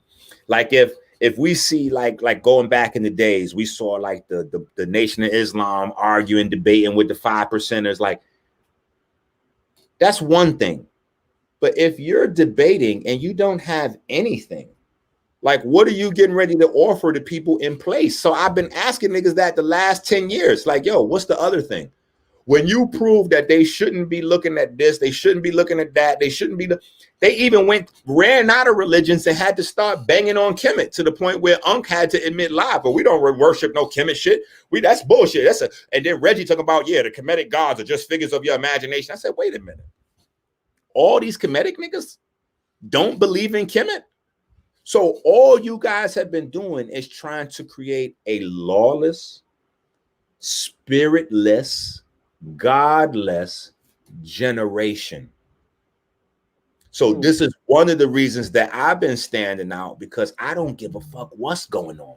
I'm not letting go of that Bible, and I'm not letting go of the Pert M. Heru. I'm not letting go of none of the Quran. I'm not letting go of none of that old school shit. E5, like all that's on deck when you talk to me. I'm not letting go of none of the shit that my ancestors died. Facts. Writing in stone, writing in books, like committing to memory and then teaching it to somebody else so they could commit it to memory. So that way, if they invaded or taken over, they burn all the books, you got the whole books in your brain. Like, why would we break that? And then when we look at the people who've been doing this, these niggas are all cokeheads, crackheads, dope fiends. Like literally, crackheads and dope fiends are trying to separate us from God. And we went for it. And the crackheads and dope fiends are telling family men like me, they're telling the audience that family men like me, I've never smoked no crack. I've never done no heroin. I don't have no felonies on my record. The crackheads and dope fiends are telling you that I might be the scammer. Let me enlighten you goofy niggas out there on something. A person with no felonies, such as myself, can shut this computer down. Because I was making $80,000 a year with Verizon before I started this, I could go back to corporate America, touch my resume up, and go get a job. Now, well, Inky, we're not about that job shit, blah, blah, blah, blah. Correct. But what I'm showing you guys is the need to scam. Usually, somebody starts scamming when they don't have a way to feed themselves and feed their family on an up and up. Fact. When you got 2, 3, 4, 5, 6 felonies, or you got a decade long of heroin use, and you got domestic violences and rapes and all that shit on your record, nigga, you can't get no job in corporate America, and you can't get no job in the street, because niggas in the street know you as a crackhead or a heroin addict or a pedophile or a rapist or a woman beater. So you can't even get on the block. You can't even get put on in the neighborhood with some shit, nigga, because they not gonna fuck with you. The only choice you have left after that is scamming. And another thing, if you look at these niggas, they especially Polight. Polight is the master. Every 6 months, he's a guru of a brand new program that he's selling to you. That is a scammer, not the nigga who's been doing the same thing since you met him. I've been doing the same health shit with Mama Atomics since I came on the scene. Same shit.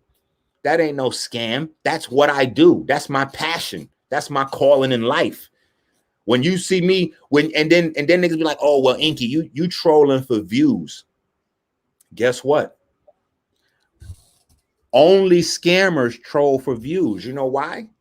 Because every time a new subject comes out, they switch to that. When you go to my page, you're going to see an ebb and flow. You're going to see times when I'm getting mad views. Then you're going to see times when I'm getting 300 views on videos, 200 views. I'm doing live streams, and it's me and 15 other niggas in the live stream. And guess what? We never wavered once. I never said, you know what? Oh, my views is low. Let me start selling some other shit. Let me start teaching another type of class. Let me tell people that I'm a expert on some other shit. No, nigga. This is what the fuck I do. So if 10 niggas is watching me or 10,000 niggas is watching me, they're going to get the same fucking energy. And when the money come in, the money is good. Guess what? We're going to put some up under the mattress so that when the views go back down to 20, we okay. Because I got babies to raise and I got bills to pay. because I don't live in hotel rooms or timeshares. My shit don't fluctuate like that. You know what I'm saying? Like, niggas got to wake up and think like grown people. Like grown people. Just look, just open your eyes and look. All the signs are there. Just make too much sense. That's right. That's right. That's right, man. But hey, man, we'll bring this dialogue to a close, brother. I thank you very much. We should have actually did this a long time ago. I look forward to dialoguing with you again, man. Thank you for coming on the show. Yeah, when you clip off the live, I'm gonna give you my math so that we don't have to do this again. Okay, perfect. Yeah, any discrepancies, you could just hit me up. I can hit you up. We ain't got to speak to each other through social media. I love that. I love that. And I appreciate that, man. Thank you very much. All right. Yes, sir. I appreciate the look and bringing me on the platform and the way we handled this situation. Also, family watching, take a page out of our book. I was talking greasy on Zion. Zion didn't appreciate it. I said, where's the link? He said, the link's right here. Easy peasy, 1, 2, 3 easy. All right. Make shit simple, guys. All right. Thank Peace you to the very family. much again, man. Peace to the family. Yep. All right, y'all. So we're gonna bring this to a close, y'all. I definitely want to make it known that I'm going live on my platform tonight for my Patreon members only. We got a special lecture on the month of judgment. What everybody should know is, right, this holy season, everybody likes to talk about the Abrahamic religions and diss them, but there's always some divine science that we always share in one way or another. And what I mean by that is this time of year, for time immemorial, is always a time of revelation, is always a time of exposing, if you really go back and you check the record. So we're entering right now the season of Ramadan pretty soon. We're also entering the season of Yom Kippur, which is the 7th month of judgment. In the month of judgment, you're always going to see people exposed. Remember, we approaching the sign of the scales, Libra. Things are about to be weighed and judged. So we're going to do a very, very special lecture tonight for Patreon members only on my platform. All you guys got to do is sign up for my Patreon. You can email me at zionlex@gmail.com for more info on that. Thank you to everybody who was here when that live started. And salute to my guest, Inky, and Brother Jabari. I didn't get to finish dealing with you, so there will be a part 2. Peace. Woo!